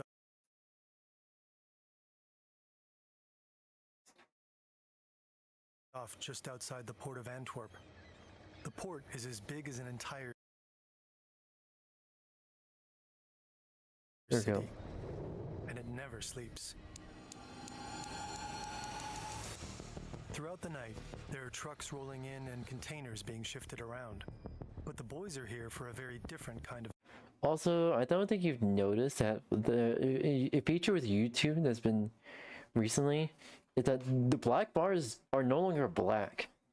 They're called they're basically quote unquote dynamic backgrounds, pretty much. Just shifting to match the cut tone. I think it's like make it easier on the eyes if they have it like it's disturbed. It bothers me. It bothers me a bit. Job. Their mission is to get their hands on bags full of cocaine hidden somewhere in this maze of countless containers. And inside the maze, Belgian police are always on alert. One wrong move, and it's game over. This is the insane, brutal world of Europe's coke runners. Okay, no, we're not gonna have any copyright issues. News. Now, with your view on China's secret. Europeans love cocaine. We already made a video about how the continent is hooked on coke, how the market for it keeps growing, how the substance works, and what it does to the people who use it. Ooh. What we didn't specifically talk about is how it gets here. How a product that's made thousands of kilometers away in the jungles of Latin America ends I sneezed. up in a nightclub bathroom in Berlin. Almost all of the world's cocaine is produced here in Colombia, Bolivia, or Peru. Often, it's brought from the jungle to other Latin American countries first. Powerful cartels control this part of trafficking. Mexican organizations like the Sinaloa Cartel and Cartel de Jalisco Nueva Generación, known as the CJNG, or Colombia's most powerful cartel, Clan del Golfo. In Brazil, the Primeiro Comando de Capital, or PCC, is a major player. Balkan traffickers are active here as well. And in Ecuador, the Albanian mafia has become extremely powerful. They all organize the cocaine's journey to Europe, but they don't operate on their own. Various criminal groups cooperate across production, logistics, and distribution. By the time the cocaine ends up in a container at a Brazilian port, it's already passed through 4 or 5 different hands. Cocaine routes are constantly shifting, but the most popular ones are by sea, usually hidden on container ships, or sometimes under them, or in the sophisticated narco subs we covered in this video. Mexican cartels smuggle cocaine from here to Mexico. From there, they ship it east, often to Spain. The Colombian Clan del Golfo either sends it directly from Colombia or to other transit countries in South America via speedboat. From there, it heads to Europe. The Albanian mafia sends the cocaine from here and here to Ecuador. From there, it travels on a container ship through the Panama Canal toward Europe. Sometimes, Ooh. the drugs also take a detour through Africa. The Montenegrin 𝙂𝙚 and 𝙂𝙤 crime groups both maintain a strong presence in Brazil, often collaborating with the PCC. From here, they send cocaine on container ships to West Africa, often to Senegal or Gambia. There, they collaborate with the Italian 𝙂𝙚𝙤𝙧 mafia. To hide their trail, the drugs are redistributed. Then they move on to Europe, usually via the Iberian Peninsula. But when you look at all the routes cocaine takes into Europe, two places stand out. First, the port of Rotterdam. But Europe's biggest gateway for cocaine is the port of Antwerp-Bruges. This is Johnny from Antwerp. He's 15 years old. Behind the wheel is a guy he doesn't really know. Actually, except for his friend sitting next to him, he doesn't know anyone in this van. But that doesn't matter, because Johnny stands to make a lot of money tonight. A few days ago, he and his buddy were approached by an older guy. He asked if they wanted to become 𝙂𝙗lers, coke runners. The job sounds simple. Break into the port, get drugs out of a container, bring them out of the port, and earn a ton of money for it. Thousands of euros. It sounds awesome, even fun. No. But now it's dark and cold, and Johnny has no real idea what he's supposed to do. Too late to back out, though. Two guys in the group lead the way. They've done all this before. So after a moment of hesitation, Johnny follows them and climbs over the fence. The port of Antwerp is gigantic. It stretches across an area of over 11,000 hectares. That's bigger than the center of Paris. In 2024, over 13 million containers were handled here. It's a simple calculation. A huge port with lots of cargo also means lots of cocaine. We have a lot of ships entering the port of Antwerp, but also Rotterdam, Hamburg, Le Havre, which import legal goods from South America, from Africa, from far overseas. We sat down with 𝙂𝙗 𝙤𝙚, a spokesperson for Belgium's federal police, for an exclusive interview. And those criminal organizations, they abuse the legal ways of transporting goods to transport their illegal drugs as well. They always choose the path of the least resistance. In 2024, Belgian customs seized 44 tons of cocaine in the port of Antwerp. But that's probably only a fraction of what moves through here. There's estimations that about 10% of the cocaine that enters the ports in Europe is seized, but nobody's sure. There is a dark number, of course. Criminal groups go to extreme lengths to ensure their illegal cargo avoids detection. They've reportedly smuggled cocaine in sugar bags, with oranges and bananas, and in backpacks hidden among frozen vegetables. Or they smuggle a liquid form of the drug inside clothing, coal, or plastic. They hide it in cans of joint compound, inside fresh pineapples, even inside individual coffee beans.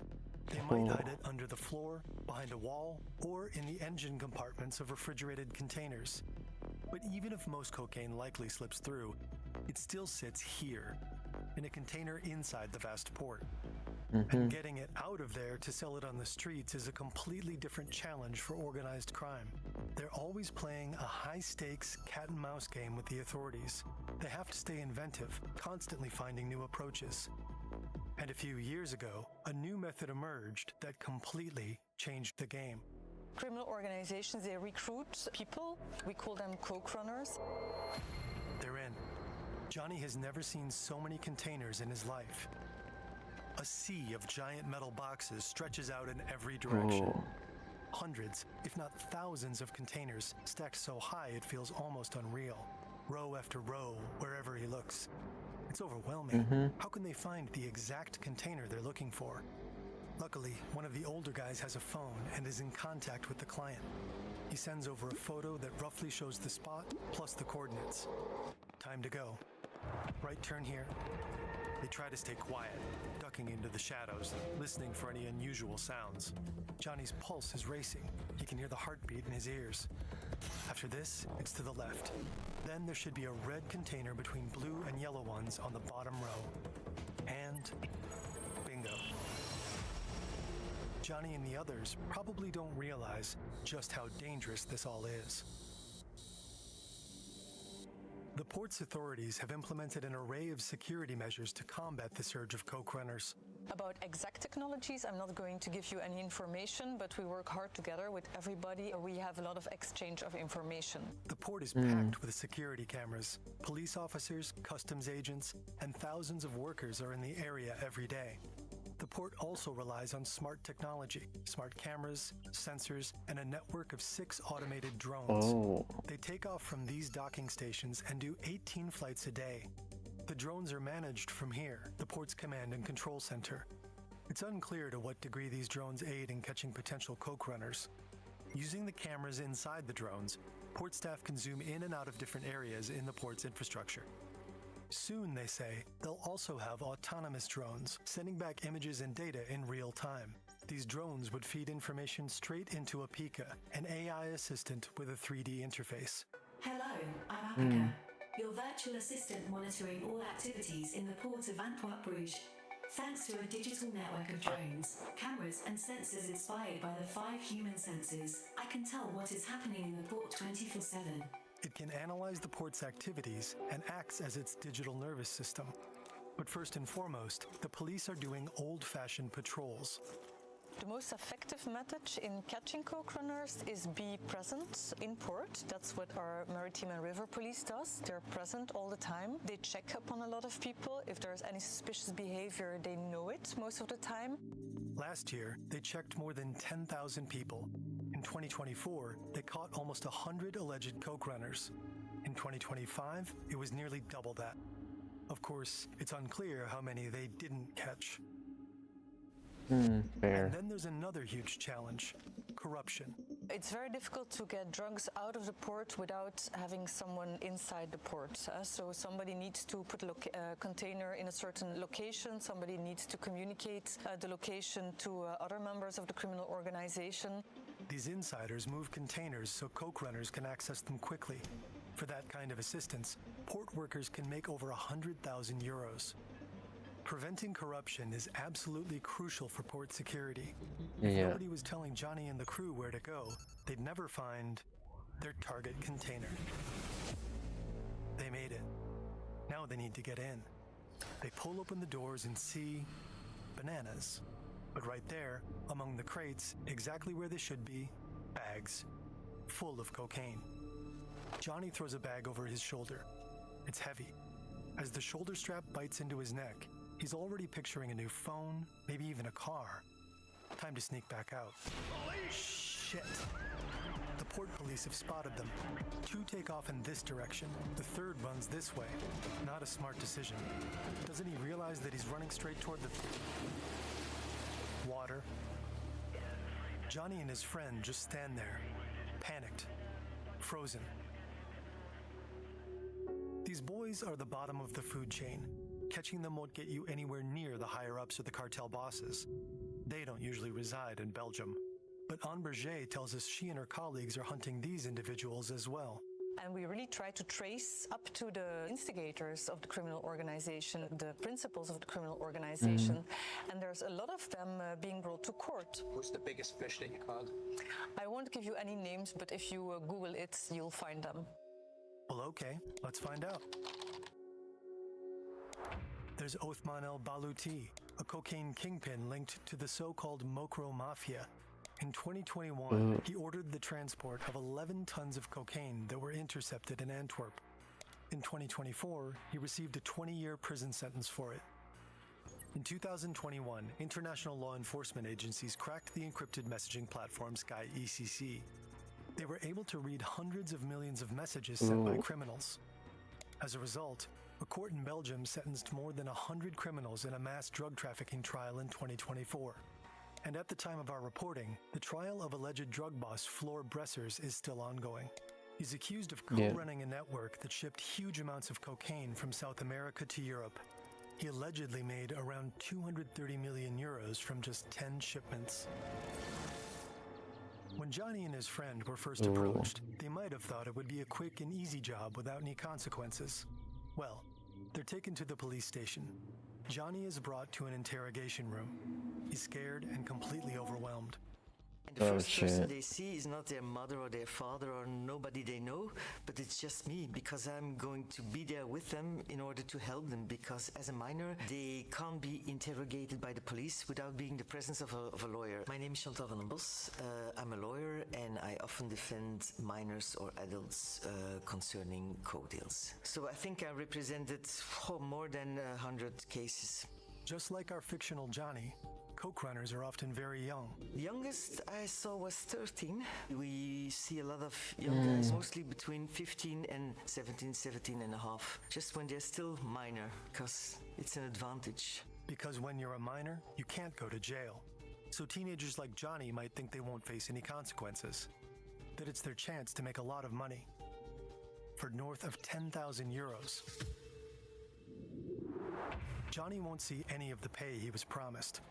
Instead, he spends the night with a lawyer and the police. The officers start questioning him, but Johnny doesn't really know who he was working for, and even if he did know, telling the cops wouldn't be a smart idea. Because if Johnny were to give up the person who recruited him, he'd be in serious danger. They don't realize it, but once you're in that world, it's not that easy to get out of it. Of course, the organization wants to know whether they talked to what they said and what they were doing. Chantal van den Bos always suggests her clients not tell officers anything. That way, they avoid being seen as snitches. Because it's into the file, everyone can read it, and it's much too dangerous, so I suggest them to keep silent. I can't put my youngster in danger. I can't do that. But whether they talk or stay quiet during questioning, underage coke runners face serious legal consequences. So when you're a minor, you are arrested and then you have to appear the next day before the juvenile court. The juvenile judge can send you to the juvenile prison or to a detention. They might have to stay there for weeks or even months, but it's different if you're over 18. If you're an adult, you come into the prison. Afterwards, you get a sentence, and that's between 40 months, and you'll have to pay a fine of about 8,000 euros, if you're a first offender, of course. In February 2025, 3 Dutchmen were arrested in the port of Antwerp for allegedly attempting to retrieve cocaine. The authorities didn't catch them in action. There was no cocaine on them, but they did have the typical tools of the trade with them. Now they face over 3 years in prison. Belgian authorities are taking a tough approach, hoping it will make an impact. They also want to crack down on the recruiters behind these operations. There's new legislation now telling that whoever uses minors in order to do something for them, the sentence they get is much higher because of the use of the minors. The Netherlands has seemingly taken a page from the Belgian approach. In the past, first-time offenders usually just got community service or a suspended sentence. Coke runners had to pay a small fine of 90 to 100 euros for trespassing if they weren't caught red-handed. If they're caught inside the port without a valid reason today, they can also end up in prison. Even if coke runners manage to pull off a few jobs, there's often no way out. You don't just tell a criminal group, "Nah, I'm good," once you're done risking your freedom. Once you do something for a criminal organization and you get money, it's very difficult to say no next time. Because this isn't an exciting heist movie. It's work for a cartel. Some of the most brutal, ruthless criminals on the planet. Over the past few years, violence in Antwerp has exploded. Drug gangs are fighting each other in the streets. We have seen that there are a lot of bombs in Antwerp. Drug-related violence is huge here in Antwerp, and it's very dangerous. In an anonymous letter, a Belgian judge even expresses concern that the country is turning into a narco state. But it's not just Belgium. In Europe's port cities, there are shootings, car bombings, kidnappings, torture chambers. So if these guys want you to do another coke runner job or move another container to the bottom row, they won't take no for an answer. If you don't do what they want, the criminal organizations, they can also threaten your family. And a lot of people don't know that. They don't realize it until it's too late. Many times I have the assumption that they really don't realize what's going on and what they have to expect, what is going to happen to them. For me, that's like you didn't realize it, you didn't think about it in advance. You're just thinking you're recruited, you think about the money you're going to get. You don't think about the danger afterwards. You're not thinking about the troubles you're going to be in or what risks you are taking. And the cartels couldn't care less if kids like Johnny end up in serious trouble. The criminal organizations just send other people into the port. Other young people will be recruited on the street and brought to the port. Business as usual. Unfortunately. The cat and mouse game between cartels and the authorities shows no sign of slowing down. The cartels keep adapting. They're always finding new and creative ways to smuggle cocaine. One new method is the so-called Trojan container.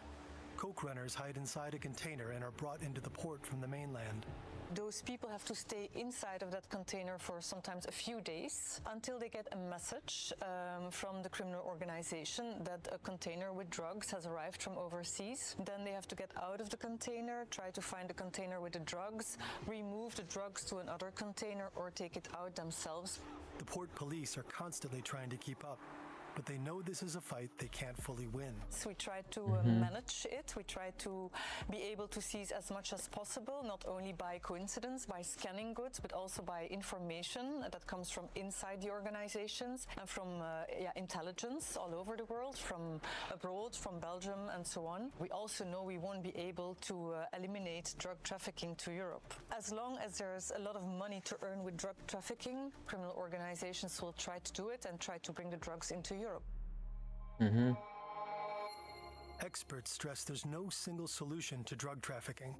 It requires multiple approaches at once: reducing demand, prevention, health initiatives, research, and law enforcement. For the time being, all parents and teachers can do is try to discourage teenagers from getting involved. We have people who come afterwards and they say, I'm very happy I was caught at that time. It changed my life. I get another view now and I go back to school. I get an education, I get a degree.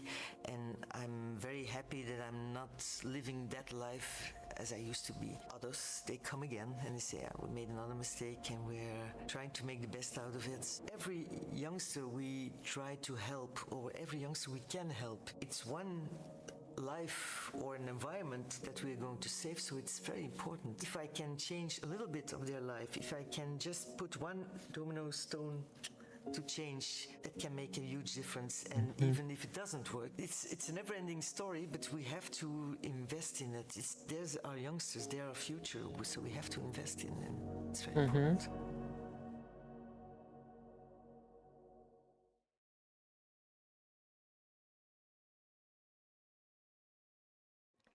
Big heist of the century.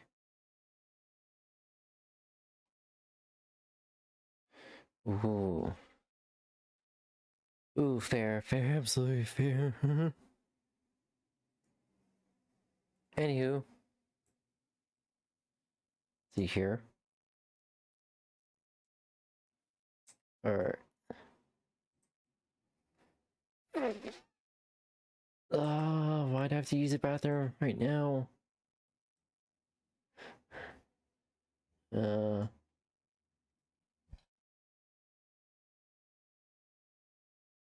I'm gonna see if we have another video. Ah, shit. Hold on, quick. See if another.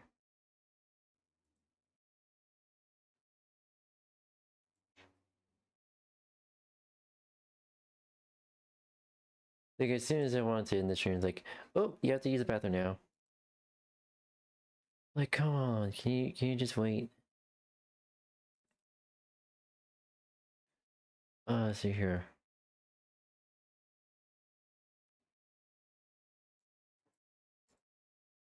Alright.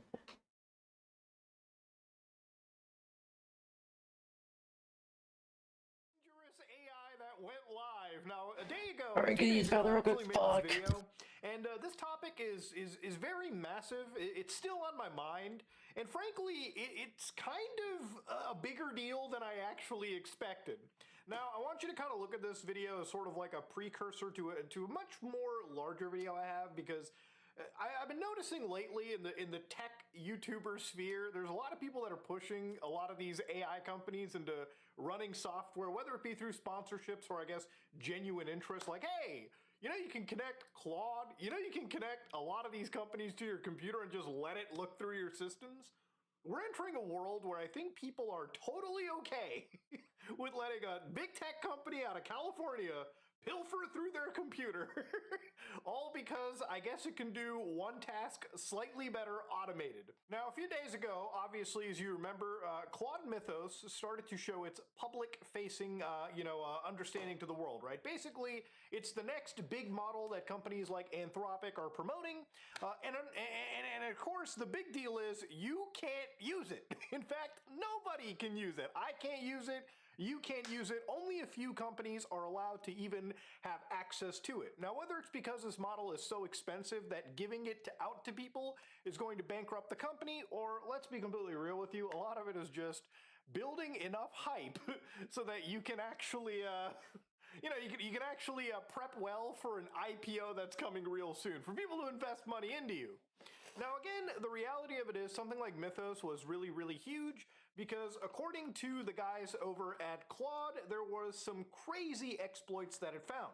So again, to kind of go back to it really quickly, obviously it found bugs in things like OpenBSD, FFmpeg, and of course found and chained several vulnerabilities. Alright, I'm back, chat. Now I can actually, like, get to talking a little bit. Anywho, chat, pretty much I just want to say thank you everyone for joining today's stream. Thank you everyone who followed, thank you everyone who subscribed to me on YouTube. Thank you, and just thank you everyone who are actively supporting me. I do appreciate it a lot. And I hope to just give back to everyone here. Give back to my blitzies one day. Anywho, I think for the rest of the night I can just maybe get something to eat and then I don't know, relax. That being said, I just want to say thank you everyone for joining today's stream. My name is Brandon Blitz. I'm a variety streamer. I stream lots of video games. Try to suggest me, and as well as I draw art, and hopefully I'll be doing 3D model for everyone here. That being said, I gotta get going, Blitzies. Bye bye, matinee.